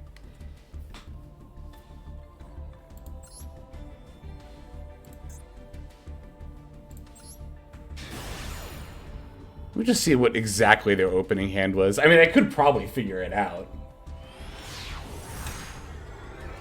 I have 2 decks left. Those are fun decks. Okay, so they opened Kurikara, Pantera, double Madlove, and... Or Madlove, rather, and double Borger. That's wild. It's like, that's not even, like, a crazy hand or anything, but... So I wonder if I should have... I mean, okay, I think the decision to Valor the Madlove was, like, fine. Because here's the thing, right? Like, I can't use Valor on my turn. It's not like Imperm in that regard. And as far as Small Worlding, I already have to use Nib as my Small World bridge anyway if I want to go into Circular. So I think this was fine. They just, yeah, had the Borger to dodge. Or Borger, however it's actually supposed to be pronounced. Yep, and then they added Snow Devil. Oh, and then they got the draw, that's right. Innocent Pension as well as Elephant number 5. Thank you very much for the follows. Ah, and that's where they drew the Raisin. Okay. That's interesting that they added back the second Borger and didn't special summon Raisin off the rock. Although I guess to be fair... Well, they still had a Borger in hand, though. Couldn't they have, like, specialed Raisin, got the search? I mean, I guess you don't really need the search. You're just grabbing Valius here. And you already have the Earth. So, like, you don't even need to search Valius. I guess that makes this make a little more sense. Jesus, say that to 5 times fast. I mean, okay, I'm not a Vanquish Soul player, but couldn't you have specialed Raisin, added Val... But again, there's, like, no need to do that. Like, specialed Raisin, add Valius, and then... Next turn, Borger, bounce Raisin to then resummon it if you need to. But again, there was no need to do that at the same time. They would have eaten my Ash Blossom there either way. Which again, wouldn't have mattered either way because they already had the Earth in hand. Teletubby Ted, what is going on?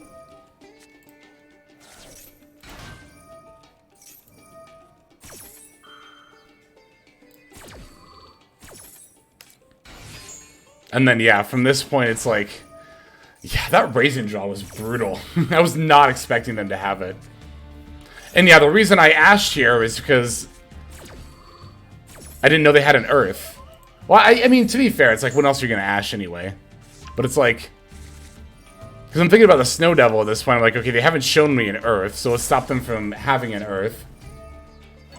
The equation to bring back the circular. The other option, I guess, would have been to normal summon the Ghost Spell and try to go for Almirage then, but I don't think that's smart. I think I'd rather definitely hang on to Ghost Spell here, especially because this deck does have the potential to throw a Bestial at you. But then, yeah, this is where they revealed that Pantera was the last card in hand. We drew 2 off of Triple Tack, which Ash Subtraction doesn't look like a lot, but this is actually enough to go into Terahertz. But again, even if I mean, again, I can't play around the Mad Love bounce here. They always do it. Granted, I did forget about it, but it's not like I can play around it. But again, even if they didn't have the Mad Love bounce here, I would have only been able to go into Terahertz, right? Because I would have had the subtraction, link these 2 for Splash Mage, bring back subtraction, go for Link Decoder, Boom Boom Transcode, bring that back, Boom Boom Terahertz, and then Battle Phase, I can go Terahertz, send multiplication, try to battle over this for lethal, but as soon as I try to move to Battle Phase, I imagine if you see a Terahertz out, you always just bounce this and summon the Borger in defense. Oh, but it already used the effect. Hadn't they already summoned a Borger this turn? Or had they not? Because the effect is checked off, unless they're doing it here. No, they're doing it here, that's what it is, yeah. So they had the Borger live, okay. Damn, yeah, there was just no playing around it, unfortunately. We had a good going second hand. Their hand was just a little bit better. Oh, and yeah, we actually have a bit of insight here. Ichigo's saying, I was making sure you didn't have something like diameter. Makes sense, makes sense.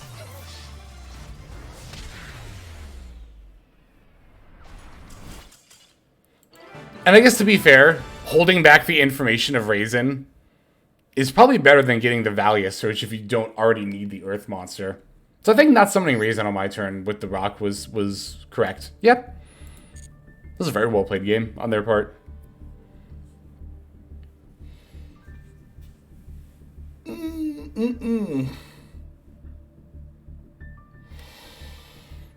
Whew.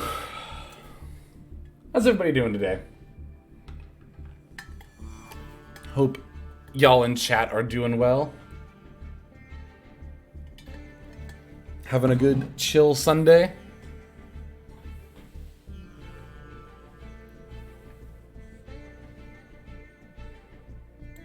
We could watch Toad. Let's do that. Let's see if Toad avenges us against Agonor.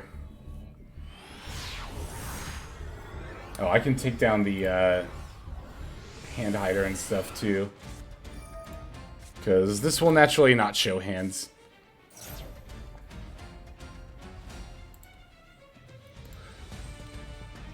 Ooh, Toad on Orcust. It's turn 5, wow. It's their main one. Ah, so Toad's on the Orcust. Looks like the Orcust Bestial Runic deck. About to get my coffee and Adderall going. Wow. Don't have a heart attack there. Burp, burp, burp. Burp, burp, burp. What is going on with the... What is going on with this, this thing here? It's kind of freaking out a little bit. Is this you, Stay Bricked? Is this you right here after your coffee and Adderall?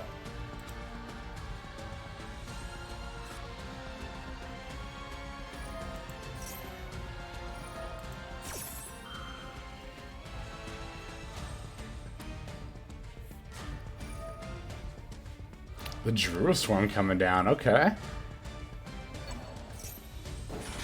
Indeed.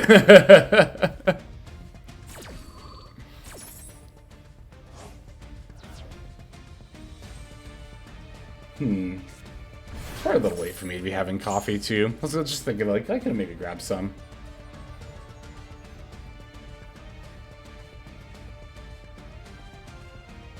Oh, that's interesting. This thing is swinging at a slower speed on the actual stream capture than it is directly in-game. That's gotta be a frame rate thing. Like, in-stream, it kind of looks like it's just swaying back and forth. Kind of steadily, as if it were like on a car or something, but it's like, on my screen, it's just like vibrating. It's like, it's all motion blur. That's gotta be a frame rate thing, I bet. Wonder of wonders, you don't need the frame rate usually set particularly high for something like Master Duel.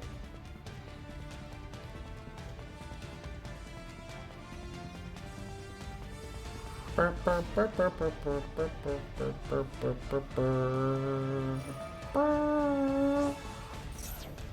wonder if they'll ever add more songs to the soundtrack. Not that the Master Duel soundtrack we have now is bad by any means, but like...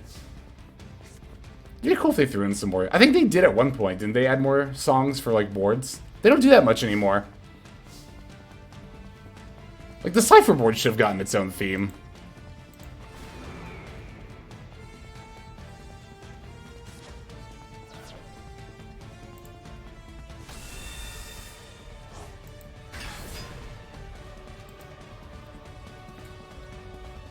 Oh, also, while I'm thinking about it, and especially as we have some, like, downtime and we're not actually playing here, if you are interested in checking out the tournament host, seeing some feature matches, and signing up for future BLS tournaments in this style, check out Multiversal Studios. DJ over there is the tournament host for today, for this series in general. Very cool. I have done MCS testing with them for quite a while now. Friend of the channel, and like I said, just overall cool person. So definitely go check them out. Give them some love. And if you are interested in playing in future tournaments, I believe this is the 5th of 8 that has been happening every Sunday. I only just learned about this series this week. But yeah, if you're interested in joining future Sundays, definitely go ahead and check it. I don't know if I'm going to play next Sunday or not. We could just do that for the next few Sunday streams.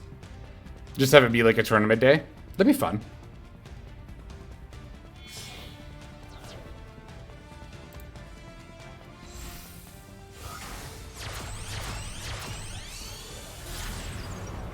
Longirisu.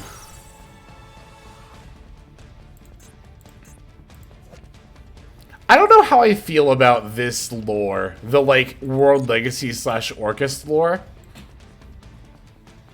It's like, it's okay. I feel like story-wise, it's like, you know,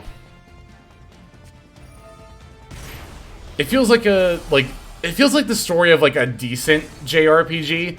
It feels like one of those JRPGs where I would play it and at the end I'd be like, this was fun, but I probably won't replay this game. But it was still fun, you know. It feels like, I don't know if that makes any sense, but like, that's just the vibe I guess I get from the story of how I feel about it.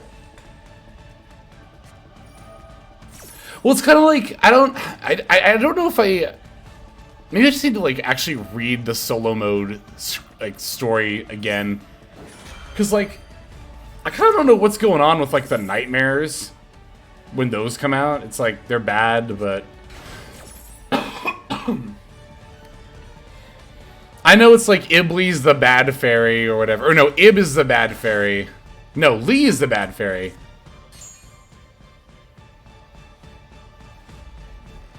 Oh, I really appreciate the good luck. Unfortunately, we will not be winning. Because we're currently X2, and X2 records will not make Top Cut, but I really appreciate that all the same. Thank you. That super means a lot that, that you came in to say that. Thank you so much. We're still going to play it out. We have 2 more rounds. I'm going to try to see if I can at least finish out 3-2 and have like a net positive record. Hey, Frog, what's going on?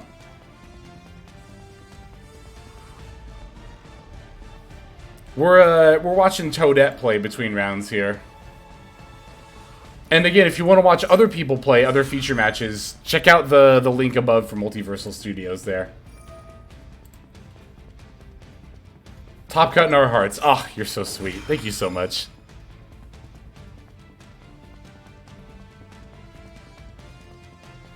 I feel good about our losses. Well, I mean, obviously I would rather win than lose, but I don't feel bad about our losses because I don't think they were due to misplays.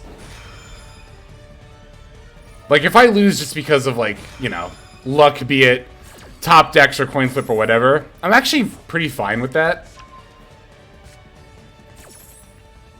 When the outcome is more in my control and I just failed to actualize it is when I tend to beat myself a little bit more. I mean, that's not a...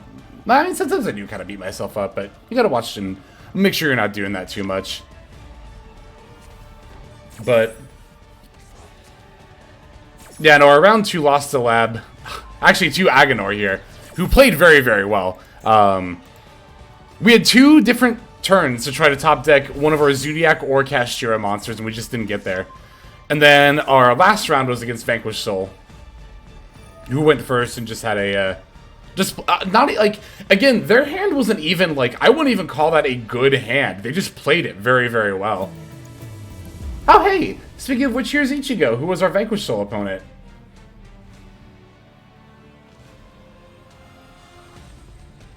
You're streaming too? Right on, hell yeah. Hope you're doing well, Ichigo. I was just saying, well, I don't know if you can hear me. I don't know if you're stuck in the ad, but I was just saying that I went back and watched the replay. Well, it's funny because with Vanquished Soul, I end up knowing what your hand was anyway. But you played that well. This is Bestial Orcust. This is Bestial Runic Orcust. You hear clear? Right on. Yeah, because I was looking at your hand and I was like, wow, that's not even, I wouldn't, granted, I don't play Vanquished Soul, but like, from what I know about it, looking at your hand, it's like, I don't know if I would necessarily call that like a great hand. But yeah, you played it very, very well. Especially into the disruption that I had. It wasn't a great hand. Well, the whole time, the funny thing is the whole time I was like, okay, as long as they don't have an Earth, it's fine. And as you were, like, you know, steadily revealing cards, it's like, whoo, Toad got it, hell yeah. As you were steadily revealing cards, I'm like, okay, no Earth, no Earth. And then, of course, we ashed the Raisin, so you didn't get Valius. But then you had Pantera anyway, and it was like, no! But it's like, yeah. It was just very well played. Yee, no Caesar. Good VS players can really get a lot out of a mid-hand. That's very, very true. Very true. I would definitely call Vanquished Soul a skill testing deck, for sure. It's a cool deck too. I just wish it wasn't so expensive. That's too expensive.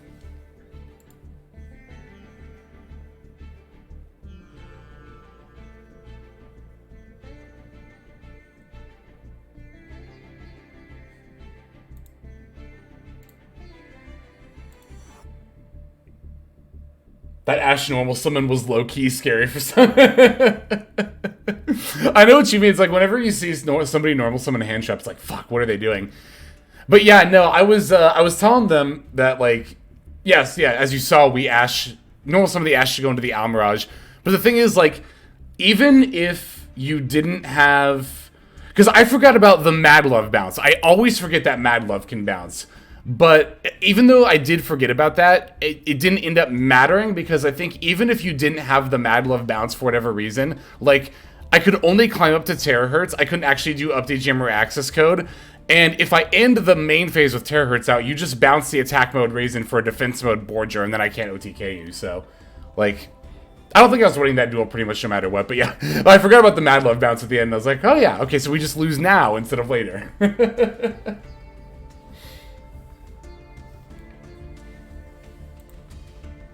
Yeah, normal summon hand trap is always scary. Okay, we have the next round going up here. And I'm going to be at table 11 versus the Dark Horse. Let me turn my tournament mode stuff back on again. Beep. I'm going to change my deck too. In that regard, let me leave the table for a sec. You know what? No. I already entered the table. It's like, I'll just, yeah. I mean, whatever. I know the rules aren't that stringent, but it's like, whatever. I'll just sit down with what I have. I don't want to seem like, oh, this person is at my table, let me switch decks. I'm not trying to come off that way, basically is what I'm getting at here. But I don't think you all think I'm doing that anyway.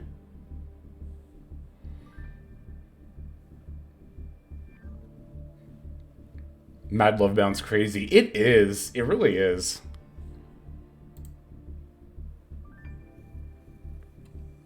Did I say I'm psyched to duel with you already? I don't remember if I did.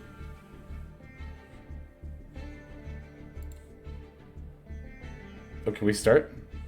They're standing by, so I guess I'll hop in too.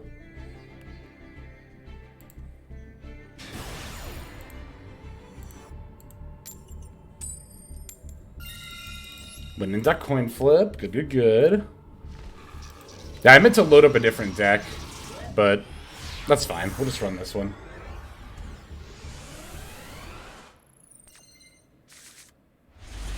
Not even for any real, like, reason either. It was just, wow, this hand is insane.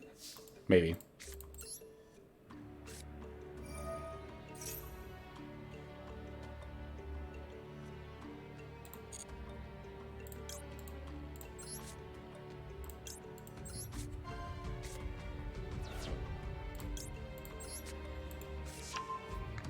Yeah, I didn't mean to queue up with Math Mech again, but it's fine. It's all good.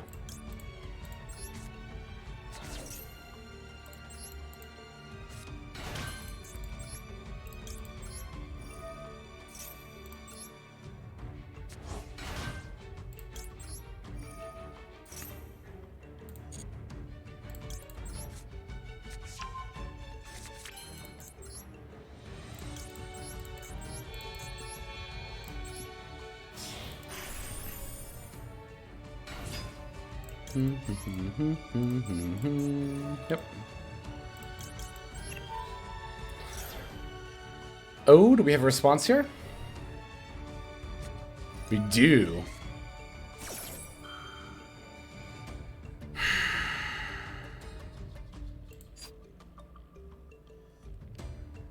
Let me think for a second.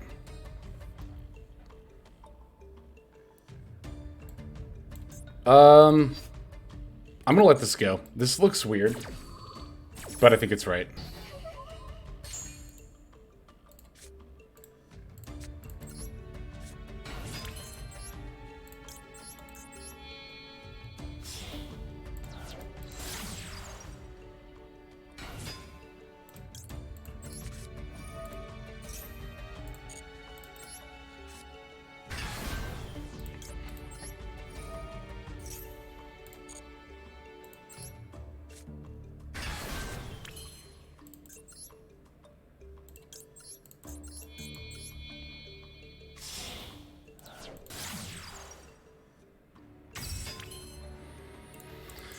Okay, Splash Mage F. Let's play around Bestials a little bit. This one's still 4. Yep, so we can still do this.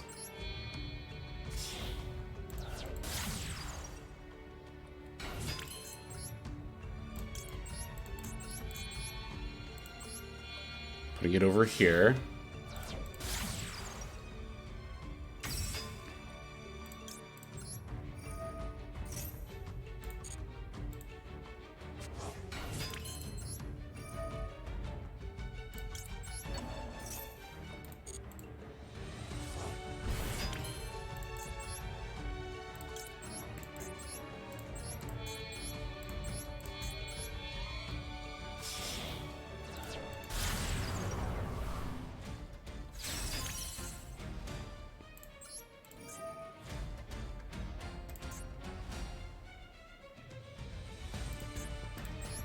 Okay. Just, I always have to like double check and make sure I'm doing that right.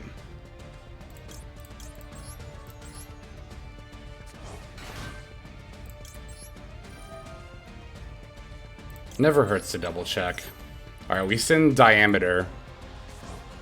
Because we don't have that set up yet, right? Nope. Okay.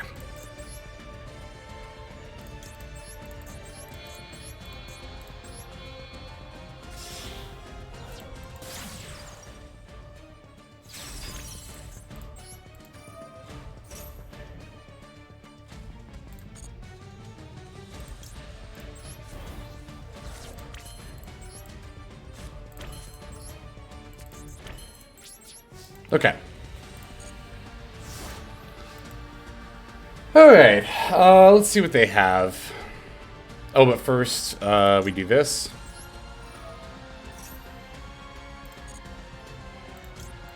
Set up the D-save worm.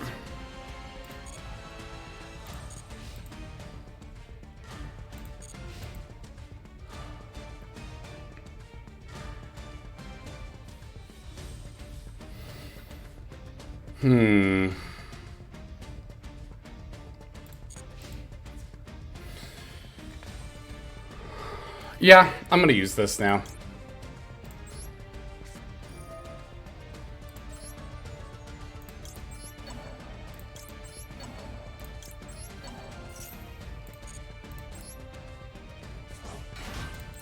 This might seem a little bit weird. And it is. But I think this is worth it.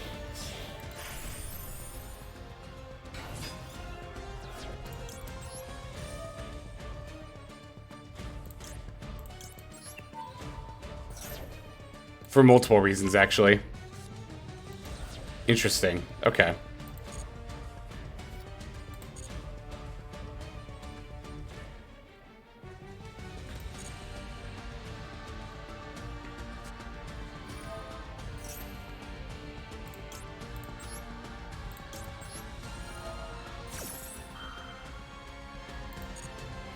Again, might seem weird, but I think this is worth it.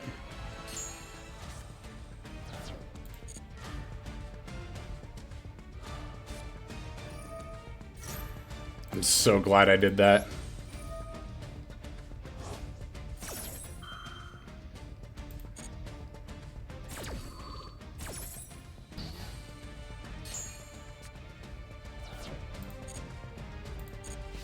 Okay. Okay. That's fine.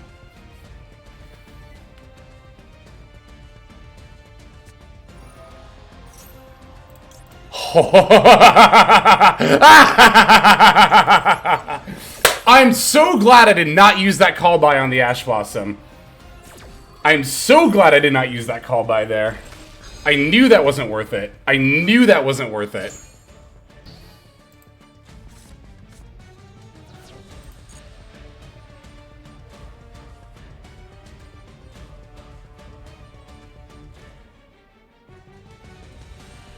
There are so many people who would have shotgunned the call by on the Ash there.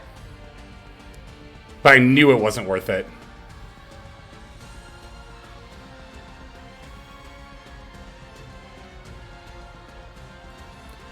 Not even for that interaction we just had. The main reason I didn't think it was worth it is because we had the Ash Blossom in hand, right? So, like, if I call by their Ash Blossom, I can't use mine.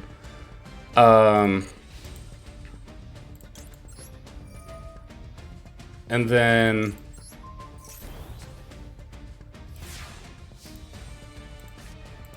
yeah, and then I can't use my Ash Blossom anyway.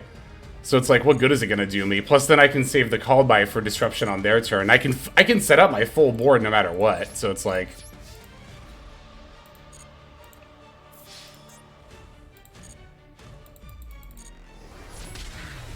whoo! There we go.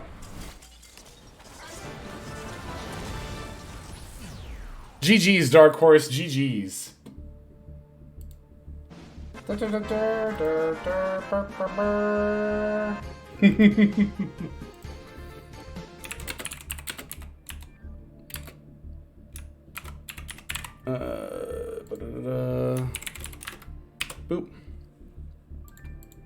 Let me say, thanks for the duel. Okay, that's exactly the kind of thing I was talking about in my MathMech video, by the way. Having to make decisions like that. A lot of people kind of said in retaliation to me saying that MathMech does actually take skill to play, is that, oh, well, the line turn 1 doesn't. It doesn't a lot of the time take a lot of nuanced decision making, but that is a prime example of a situation where that 100% mattered. Doing well in the tournament? Nah, I'm 2-2. So I can't make top cut anymore, but I'm going to try to at least finish out at 3-2 here and have like a net positive record. Legit. Oh, God. Still think it's the best deck. I agree. I definitely agree. That was a great game, but have you considered that Mathmech is bad and loses to hand traps? Fuck, you're right. Damn it, why didn't I think of that? I actually have to use the restroom. Let me go do that super quick. I will be back in like 1 minute. I'll be real quick. I'm not going to bother with the be back soon screen.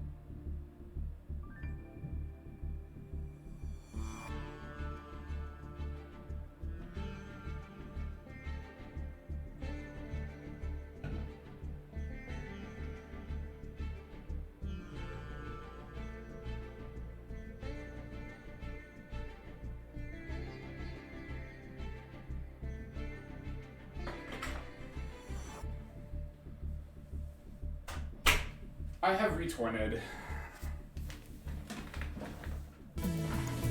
No, Meeps lost with Infernoid. Will Wright 7, thank you very much for the follow. Welcome to Dust Stream. Hope you are doing well. Monster Gate hits no. First Sunil is unlucky. No!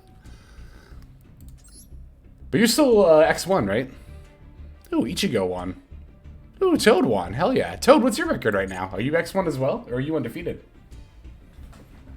Going back to the VS talk, I noticed you haven't made a video on the deck yet. Is there any reason you're undefeated? Hell yeah! Give it up for Toad, everybody, who at 4-0 is locked into top cut. That's awesome. Hell yeah! Congrats. Orcus Runic best. Is that the only deck you've been playing? That's cool if you've only been playing one deck in a tournament where you can switch.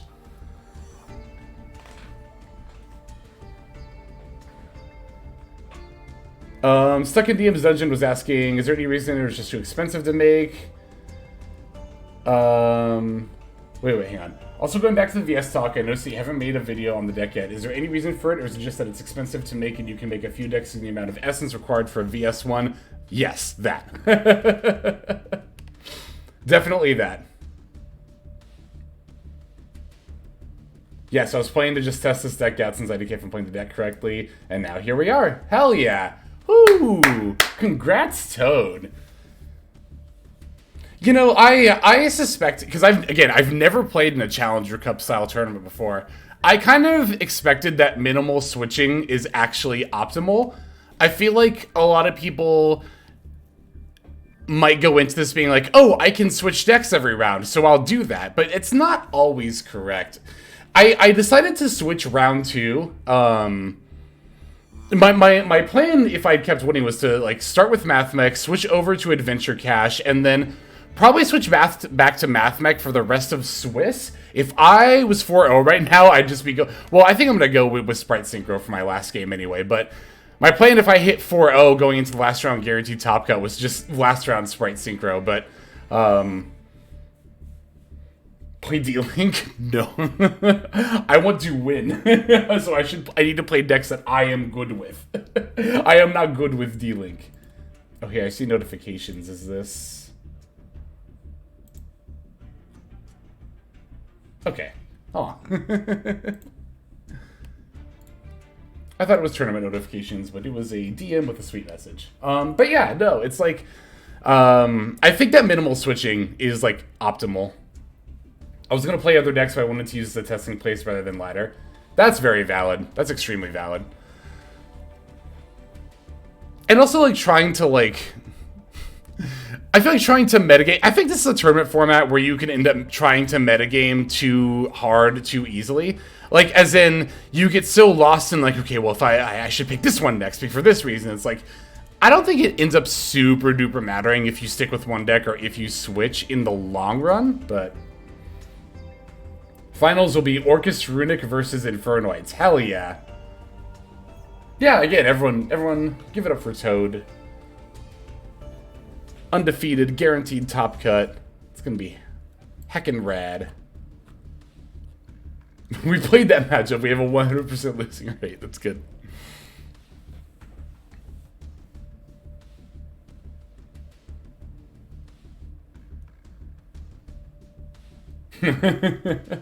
Well, I think Toad is probably comfortable with Bestial Runic. I can't speak for her, but... it seems like it to me. Well, that's the thing, right? You can't really metagame matchups against your opponent because they can just switch too. I mean, if someone's been on one deck the whole tournament, I guess you could maybe expect they'll be in it. You know, like on that deck for the rest too, but...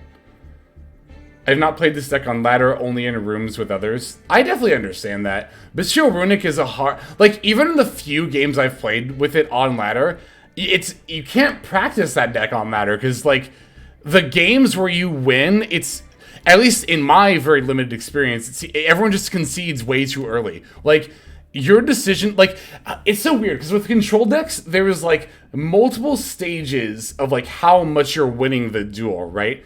And what a lot of people don't realize is just because control has a good footing in the game, it doesn't mean they're guaranteed to win it in the long run. But what a lot of people will do is they'll just concede against the control decks when they start to have the upper hand because they don't want to sit through the slow slide of getting ground out of their advantage. Which is valid. I mean, especially if people want to play on ladder and just do quick games, that's valid. But when you're the one playing the control deck, you don't get that valuable experience of playing out the mid to late game. It's a deck I can pilot pretty well, judging on that. Then I opened up Runic cards and questioned what the fuck do I do. I've had that issue with Bestial Runic too. If you don't have Runic cards, it's like your plays become so much more limited. It can be hard to know what to do.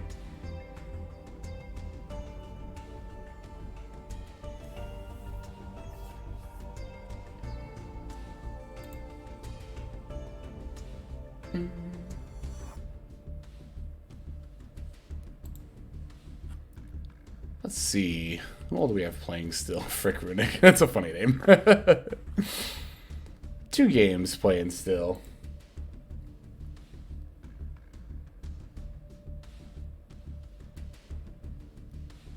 Oh, hey. Multiversal Studios is a follower goal. Everyone should go over and follow. Especially if you're interested in future tournaments. Because, again, this is going to be happening for the next few Sundays as well. I would shout them out again, but I think I'm still on cooldown from that.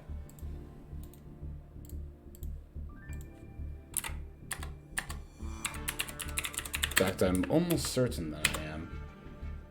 Yeah, I definitely am, but I can still paste the link.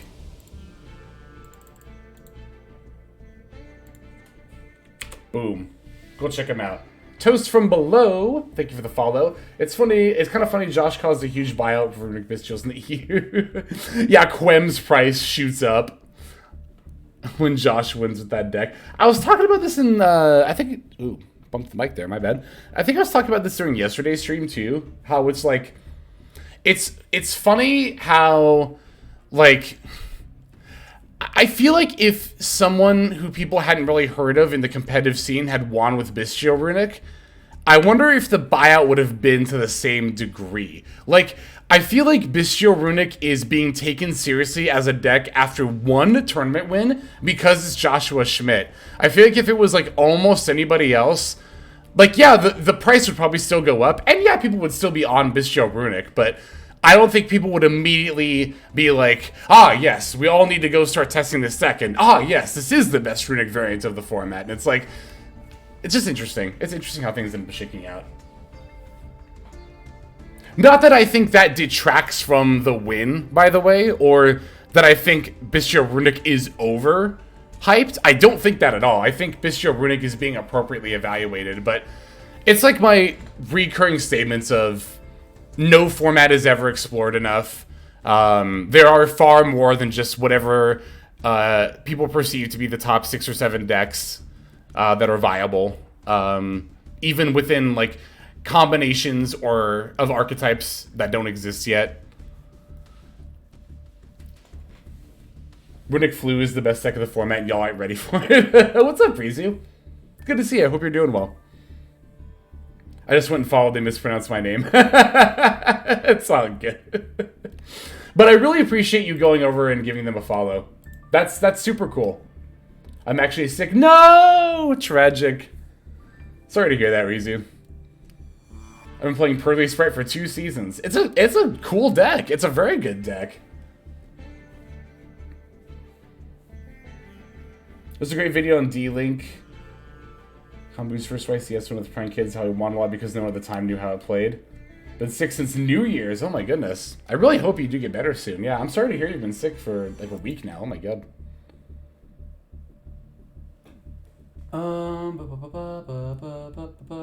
Okay, they're just, yeah, yep. I was seeing if the next round was posted, but I think they're just confirming the score reports for everybody. I submitted mine, right? Yes, I did. Okay, good. It's funny how winning decks put people on it even if luck played a big part. That could definitely be true, too. Okay, here we go. Last round. I'm gonna switch decks.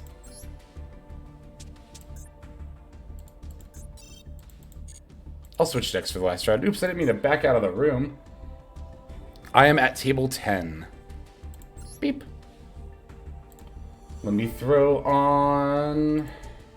Oh, tournament mode stuff is already on. So we'll switch over to sub-only chat. Oh, I don't think the round is actually starting right this second. I guess I could just hop in here anyway. One last hurrah.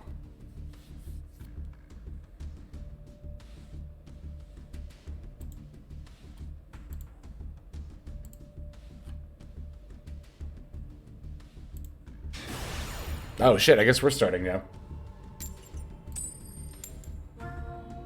I mean, we're not making Top Cut anyway, so even if we're starting early, I guess it's probably not that big of a deal. Hopefully. TOs, I'm sorry if we started too early.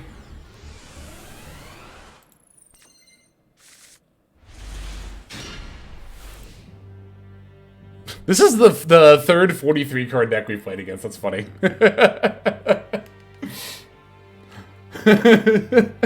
That's just I don't know why that's amusing to me. It's just amusing that like a third of, or not a third, like a fifth of this tournament bought exactly 43 card decks. That's funny. Oh, it's Sword Soul. Okay.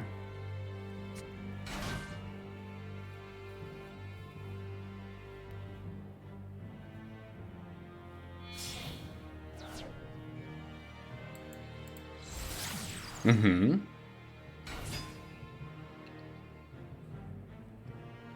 Ashina? No, Ecclesia. That I'm gonna have to say no to. It's also just about the best use we're gonna get out of Ash Blossom this matchup. Oh, do they have call by? They do. Okay.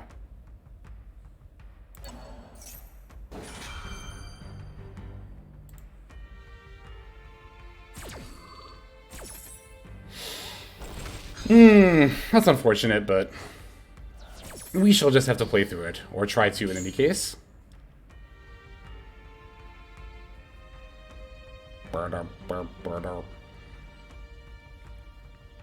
It's a shame because it can sometimes be difficult for Ash Blossom to be useful in the Sword Soul matchup. It's really typically only helpful if they open Emergence or Ecclesia. Oh, wow. That's bad that they have that in hand already. That's really bad, actually. That means they're going to Protos, which drastically decreases our chances of winning this duel.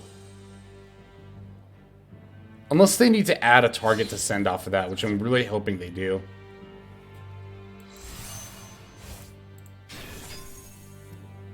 Please, please, please, please, please, don't draw something that you can discard with Long Yon.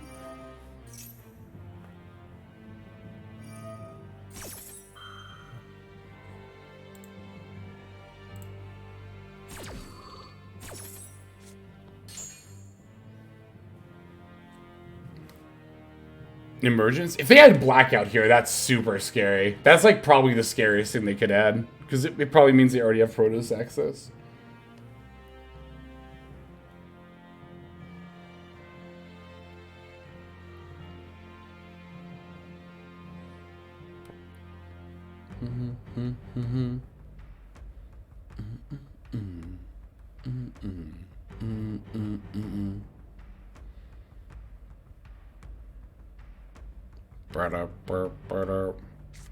That's a good song.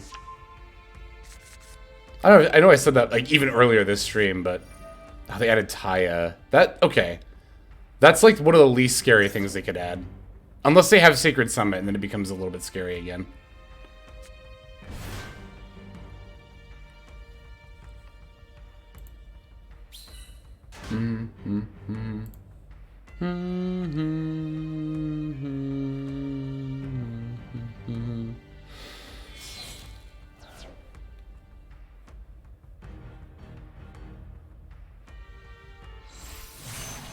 It's the Baron, okay. Sacre Bleu, it's Baron de Fleur. Yep, take the damage. Ow. Oh no, they had it anyway! Oh yeah, we're fucked. We're just fucked.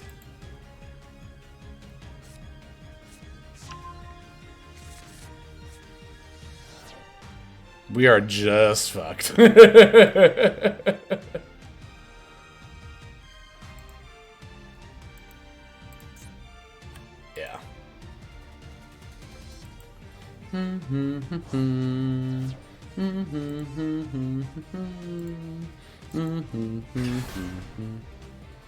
We have like all the gas in our hand too. It's a shame. I might as well say it. I don't think it's gonna matter at this point. We have like Assault Synchron, Ringo, and Cyber Skagit in our hand right now. But not a lot I can do anymore. With the Protoss up.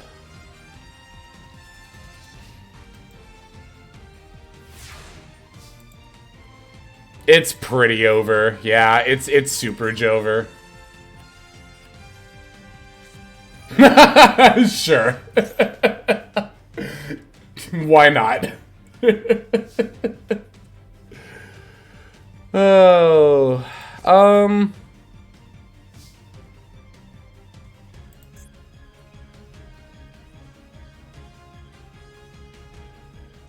I don't know. I'll activate effects. I'll click some yellow buttons for a little bit here.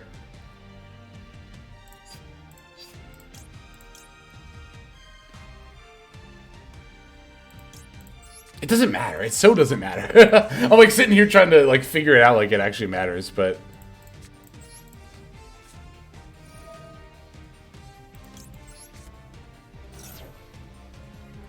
I do love Signet mining Discord Lubellion, or I mean Discord Abystial in general. It's one of those plays where I would love to see the look on my opponent's face.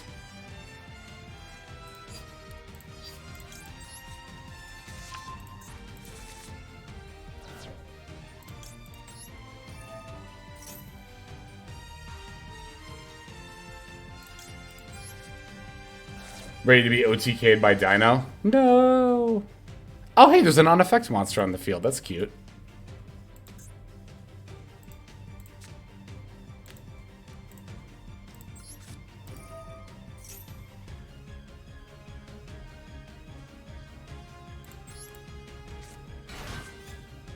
Oh, yeah.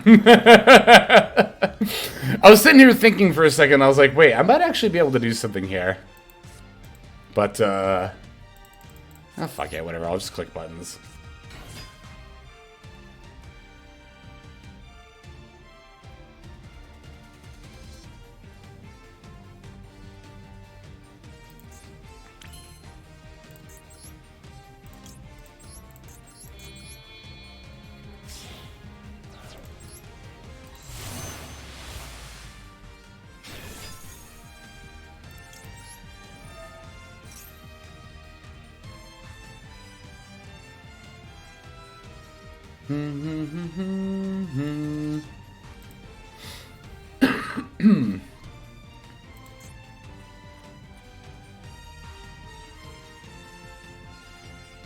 Shengying would go pretty hard here if I played it and they didn't have Maxi. Ah, wow. If it weren't for Maxi, I think I could actually play out of this.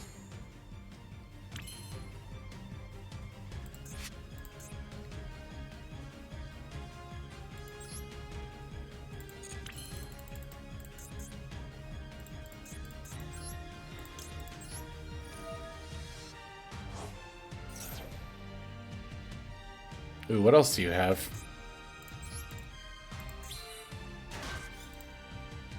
Oh, it's just the Chi-Shao. Tomb Raider Matt, thank you very much for the follow. Welcome to the stream. Hope you are doing well.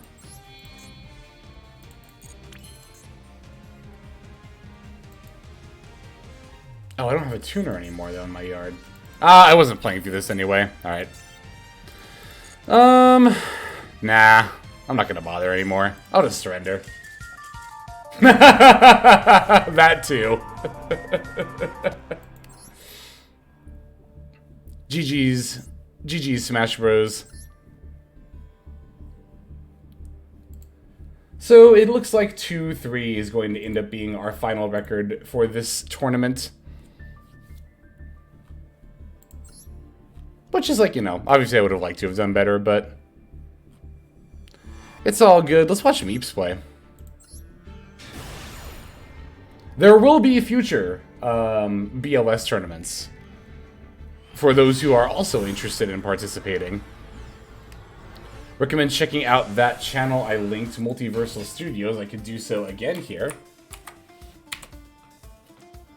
to get some more info there. And also, again, just show our tournament host some love over there. Give them a follow, if nothing else, you know? Sometimes RNGs just doesn't want you to win. How do you enter? So there is a Discord server. Hang on, let me, Okay, yeah, that was just the tournament report. Let me see if their Discord server is linked. Yeah, here we go. So that if you follow that link I posted to twitch.tv/Multiversal Studios, the Discord server is one of the links on the About page, and that will have the information for entering the tournament. They're done on Sundays, it looks like. I think it is every Sunday. We're on the 5th of 8 weeks. This is also the first week I found out about it, so.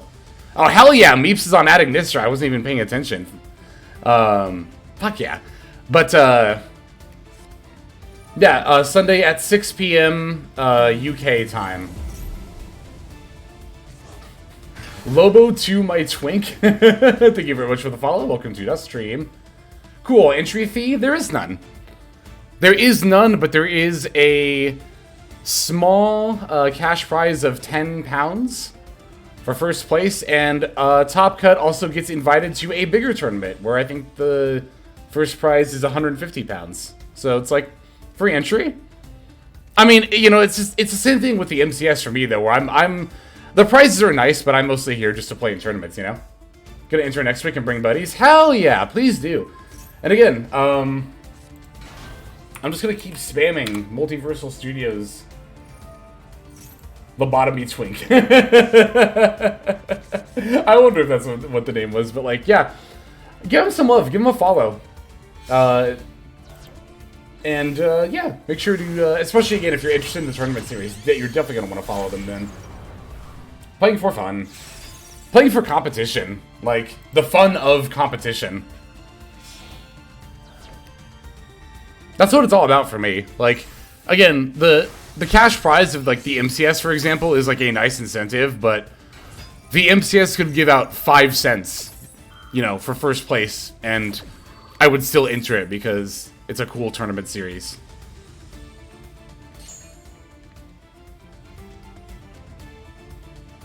But we're not talking about the MCS, we're talking about the BLS Tournament Series, by the way, is the name of it. BLS Tournament Series. And again, it is Challenger Cup format, meaning you can freely switch decks between rounds if you are so inclined.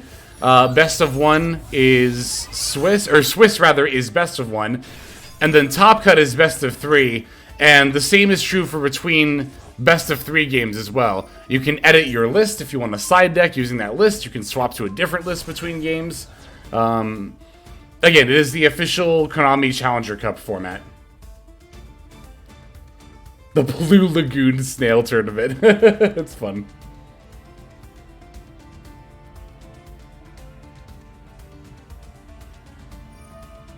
And everyone's super chill. Like, I already know, like, pretty much half the people in this tournament already, and they are all cool friends. So, if you're looking for a chill but competitive tournament environment to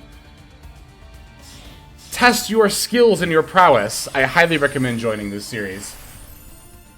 For a BLS tournament, I haven't... Oh, I'm still in sub-only mode! Ah! I'm sorry. I totally forgot to turn that off. Holy shit, that's my bad.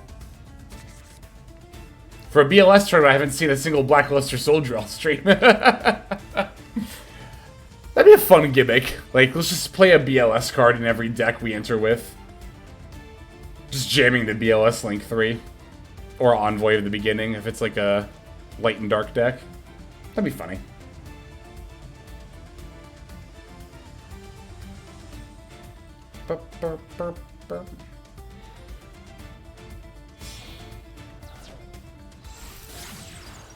So I wonder what their turn one board was like. The other player, I mean. Okay, they started by activating Regain, and then branded in white Albaz and Lubellion for Albion.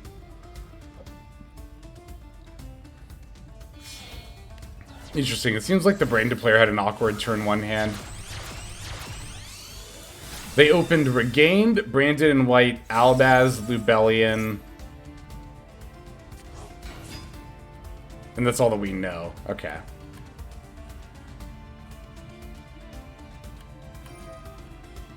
Okay, now when did the Star Venom come out? Okay, it was the branded Banishment.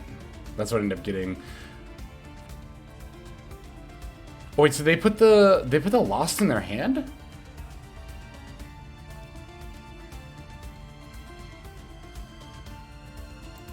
Branded Lost. Put... Okay, it was put over here. I see. Got it. Oof, that's terrible. Yeah, it doesn't look like they are off to the best start here. And then, yeah, they banishmented. That's where the Star Venom came from. That makes sense. Oh, branded in red. Interesting. This is what they used earlier, not right now. Oh, and that's how the Mirror Jade came out. I see. Mercurier was used to negate Sigma.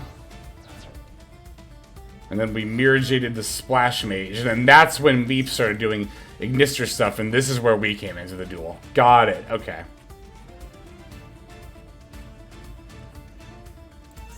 What's up, Zameen94?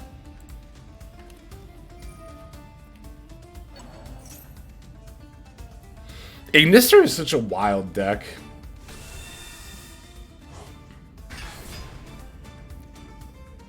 Oh my god, this Firewall Dragon.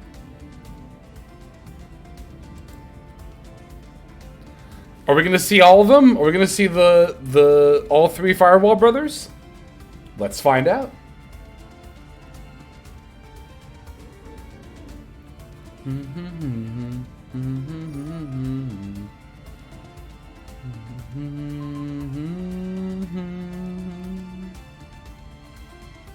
Where's the Firewall Yu-Gi-Oh ad?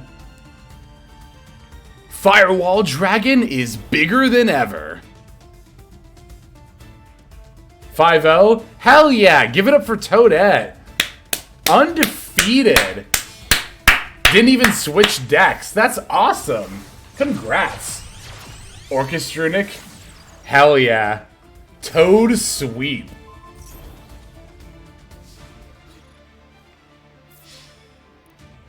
And there's Meeps too. Look at that. Two good friends in top cut. Meeps and Toad. I think Meeps is 4-1. I'm pretty sure the only loss Meeps took was with Infernoid. Not the best Toadette for nothing. Hell yeah. Woo! Friends did well. That's awesome. Hell yeah. I mean, again, half this tournament is friends, so friends were gonna do well pretty much no matter what, but that's awesome.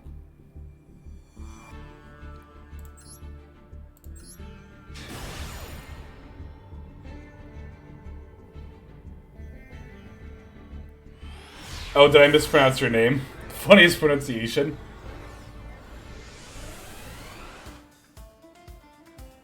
X-Amine? Is that how it's supposed to be? I just looked at it at a glance and it looked like Namine, like from Kingdom Hearts with an X in the front. Examine.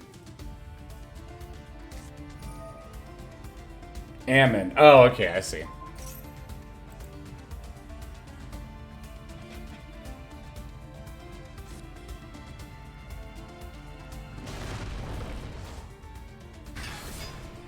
Like to look closely. Well, that's the other thing too. Is like when you're running a stream, it's like, especially when stuff is like, you know, going up so fast. It's like you have a second, you have a split second to glance at that name, and that's usually about all you get, unless you like stop to look at it. But yeah, good, my buddies, and get to practicing. Have a good rest of your day, Lex. You too, Leo. Thanks for coming by and for subbing. Very, very much appreciated. Thank you very much. Very, very much.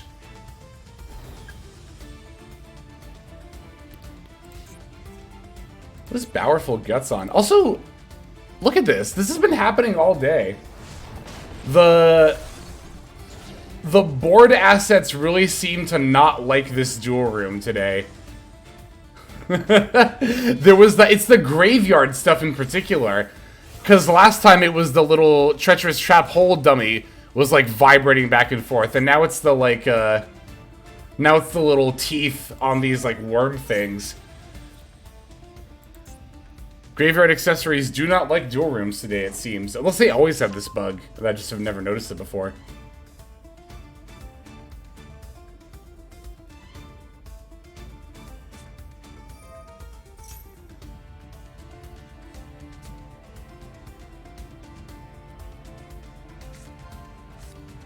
The name is the word examine? Yeah, I know. Means to look closely at something, yeah.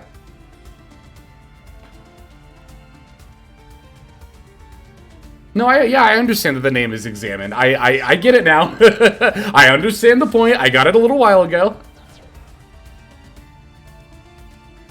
Won twice with Ignisters? Hell yeah. I was having that visual bug last night in a community tournament. Ah, okay. I wonder how long that's been a thing. Oh, also, we're on Gate Guardian. I didn't even recognize that until right now. That's cute.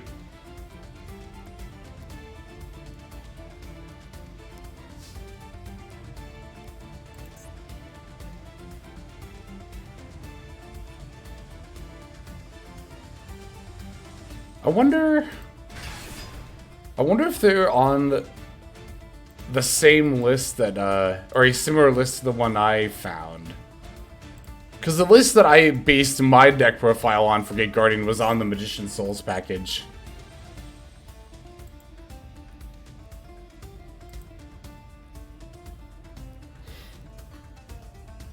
Burp, burp, burp, burp, burp. Ooh, I'm hungry. I was probably, I don't know. I'm trying to think of if I want to stick around and watch Top Cut.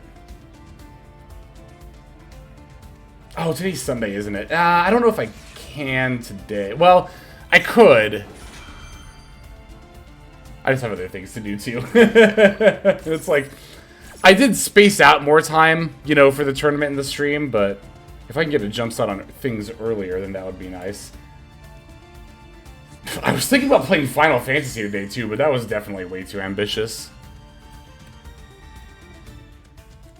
That's the other thing, too. Now I'm kind of struggling, because if I keep entering tournaments on Sundays, then Sunday doesn't end up being a good day for a variety stream, which was my original plan. So do we just do that Saturday instead? I'll figure it out.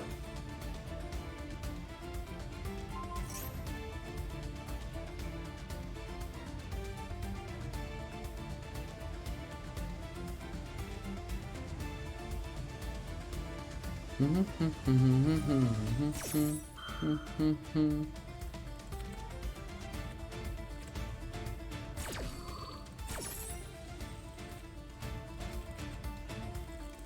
we request games? Maybe. I'd have to think about that. I'd have to think about how to implement something like that. It's definitely not a bad idea by any means. No, Friday, as much as I love the alliteration of Final Fantasy Friday, Friday is probably the worst day of the week for me to actually do streams. Just because of, like, my schedule on Fridays. But I'm not dropping Final Fantasy. I just need to find a good time to do it, is the thing. Yeah, no, it's just that I gotta figure out how I want to proceed.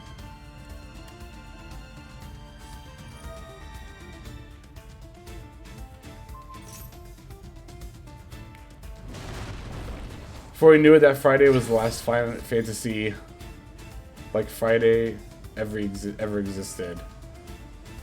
I'm playing Sea of Stars, basically modern Chrono Trigger. I've heard of that. Elemention, what's up?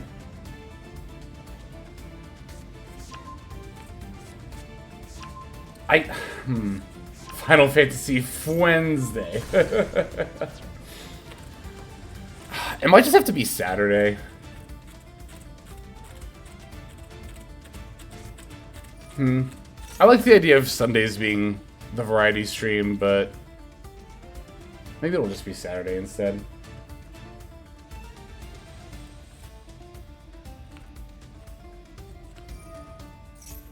We'll figure it out. But yeah, I'm doing well.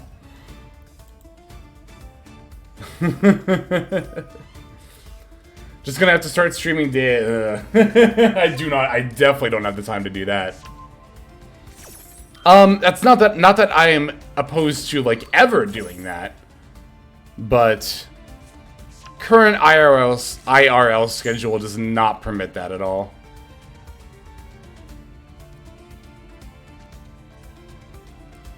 Like Final Fantasy, I think you're going to love Genshin Impact. I tried to get into Genshin Impact when it, like, first came out, and it didn't click with me. I don't think it's bad. It just didn't click with me.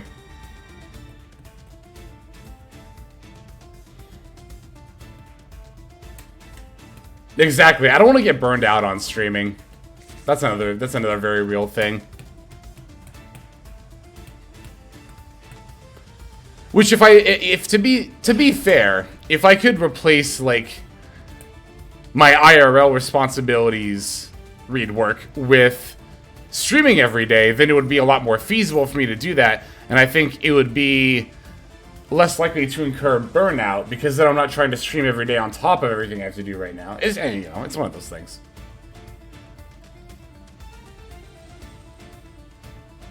Stream daily for like 12 hours after work. No way that could end badly. Graveyard and Banish Pile going crazy. They've been doing this all day. The Treacherous Trap Hole one earlier had the dummy. It's actually going... Well, no, okay, it is actually going the same speed as it is on stream. The Treacherous Trap Hole dummy was having some frame dropping when it was bugging out. Like, on the stream, it was just kind of, like, swaying back and forth.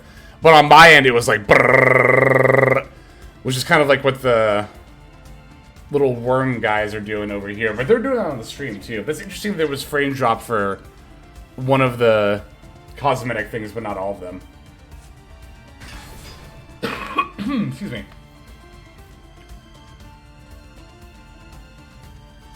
Trap holes were spinning like tops for me last stream, yep. It's a funny bug, yeah. They're extra hungry. Feed them with grass. Nom, nom, nom, nom, nom. Also, how cool is our opponent's deck?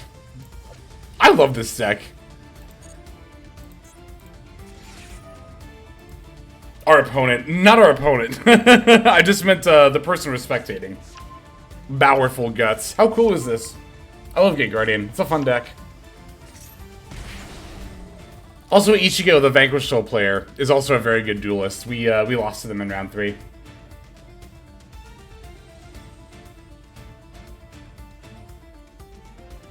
Yeah, just trying to suss out stream schedules is like...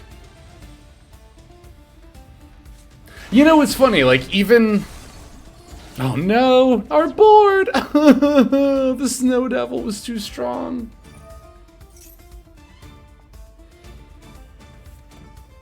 The Gate Guardian fusion monster? Yeah. Special summon for the extra banishing the above cards from your hand, field, and or graveyard. So they banished one of each Kazan, Suijin, and Song of Thunder from the yard, I think, to summon out the Gate Guardians combined. Now they're doing the same thing to summon Water and Thunder. Ban Snow Devil, it's so broken. It's fine. I don't know if Vanquish Soul actually needs any hits. It doesn't feel like it does to me, honestly. Like, the deck is strong, but it does not feel oppressive at all.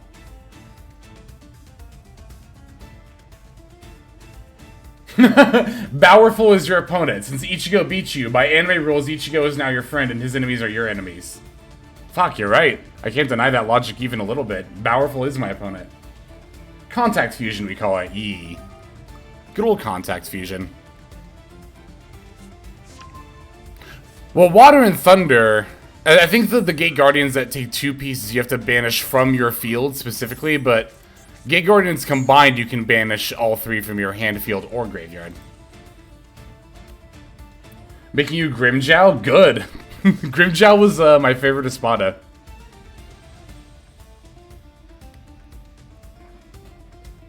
Probably still is. When I was a kid, I liked Grimmjow. I like Stark more now, if I'm going for a favorite Espada. Stark is just so, like... Stark is a mood. Everything about Stark is a mood, honestly. I get it. Whenever that man says anything, I'm just like, fuck, I get it, dude.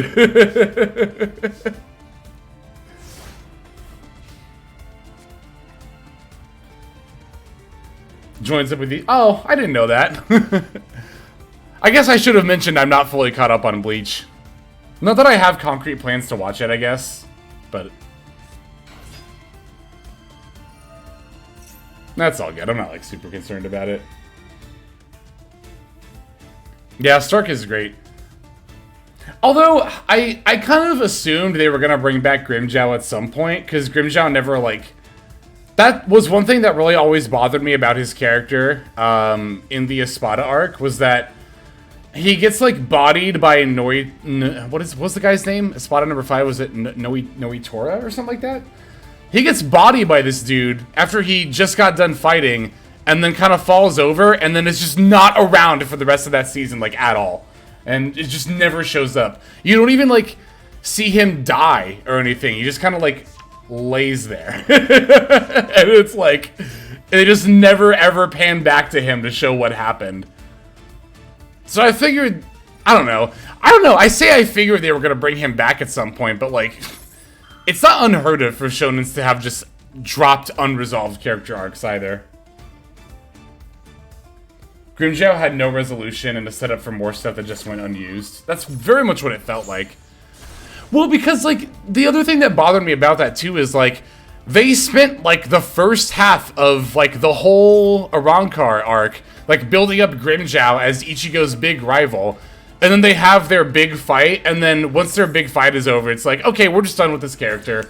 Grimmjow can just lay here and just not show up for the rest of the season. Like, literally not at all. Which I was like, why? Why? Launch, yeah. That's Bleach, yeah. I mean, that's shonens in general. Just, like, being like, oh yeah, that character never had a resolution to their character arc at all.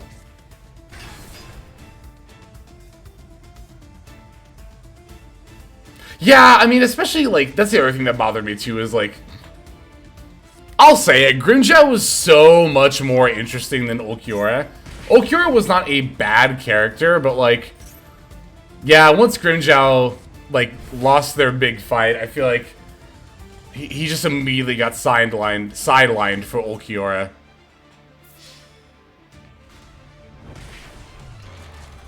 Looks like Ichigo is in fact going to end up taking the W here, which I think means they top as well. So good for them. Grimmjow was the guy, everyone knew it.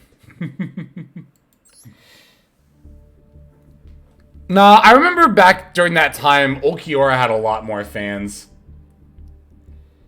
than Grimmjow, like, as it was being released. It was the late 2000s, everyone was in their scene phase.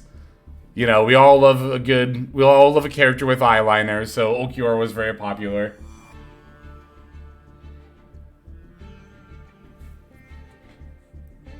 Bunch of emo fun. I did see the Quick Play Monster Reborn. It's funny.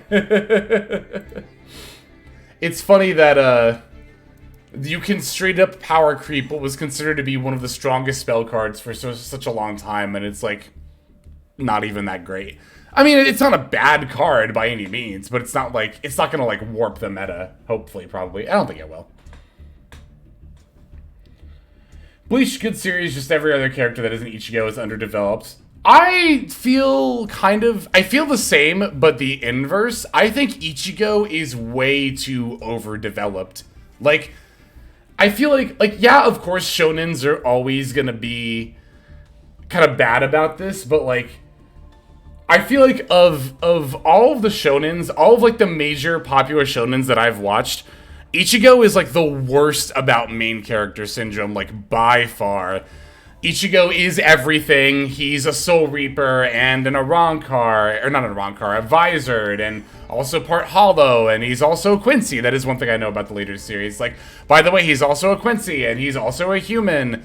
Also, like, Ichigo is never allowed to lose fights, especially early on when he just loses a lot of fights and just gets bailed out. Like, Ichigo gets bailed out of, I think, more fights than he actually just wins, which is, I very much noticed as I was watching the show. Yeah, that's how I got so OP. It's like, yeah, it's like, but yeah, I mean, like, obviously every shonen has, like, some degree of, like, main character syndrome, but Bleach, I think, is by far the worst about it. Ichigo is, like, I don't know, I feel like he also becomes less interesting as the series goes on. I feel like he just ends up becoming more stoic, and just has a little bit less personality. Early Bleach was so good. Oh my god. Like, especially before they went to the Soul Society, when it's kind of like Monster of the Week. I kind of wanted Bleach to pan out more that kind of, like, tone or theming, but given a lot of fights are to the death, he kind of needs to be bailed out. It's like, it just, I don't know, after a while, it just felt like bullshit every time. like, it got to a point where, like, you would expect Ichigo to get stabbed in a major fight and then just, like, get revived and come back and win anyway. That happens, like, 5 different times. Bleach was peak in the early arcs. Oh my god. Yeah, like, even, I say I like before Soul Society, but I also really like the Soul Society arc, too. I mean, the Arrancar arc had a lot of good things going for it, especially as far as, like, action goes. Soul Society arc had a lot of good intrigue, which I very, very much appreciated. Protagonist-centered plot, combined with the protagonist doesn't care about the plot, leads to some bad pacing. Just ask Kingdom Hearts! True. Gotta get out and talk with your random 2 guys inside yourself and get stronger, pretty much, yeah. Bleach was great for the time, but I wish I'd released later with how anime and manga changed after the years. True. Okay. I think I am gonna end up going, and making some food. Let me see if I am off my cooldown to shout out Multiversal Studios one last time before I go. I mean, we'll raid them for sure, but... Alright, Multiversal Studios is hosting right now. Looks like they're probably about to start Top Cut here soon. Yeah, so I didn't mean it. Sorry, I know that was kind of out of nowhere. We're sitting here talking about Bleach, and then all of a sudden I'm like, oh, by the way, I'm leaving. I just had a hunger pang for a second there. I just felt my stomach growl. I'm like, I should eat. But I had a lot of fun playing in this tournament, and hanging out afterward, talking about anime and watching other people play and all that other fun stuff. Hex is leaving us just like Bleach left us. Go air fry some Tysons. That's good. I'm actually probably about to cook some stir fry, I think. But in any case, thanks everyone for coming. Thanks everyone for hanging out. Where is Multiversal Studios? I follow them, but they're not on my raid channel list. Let's fix that.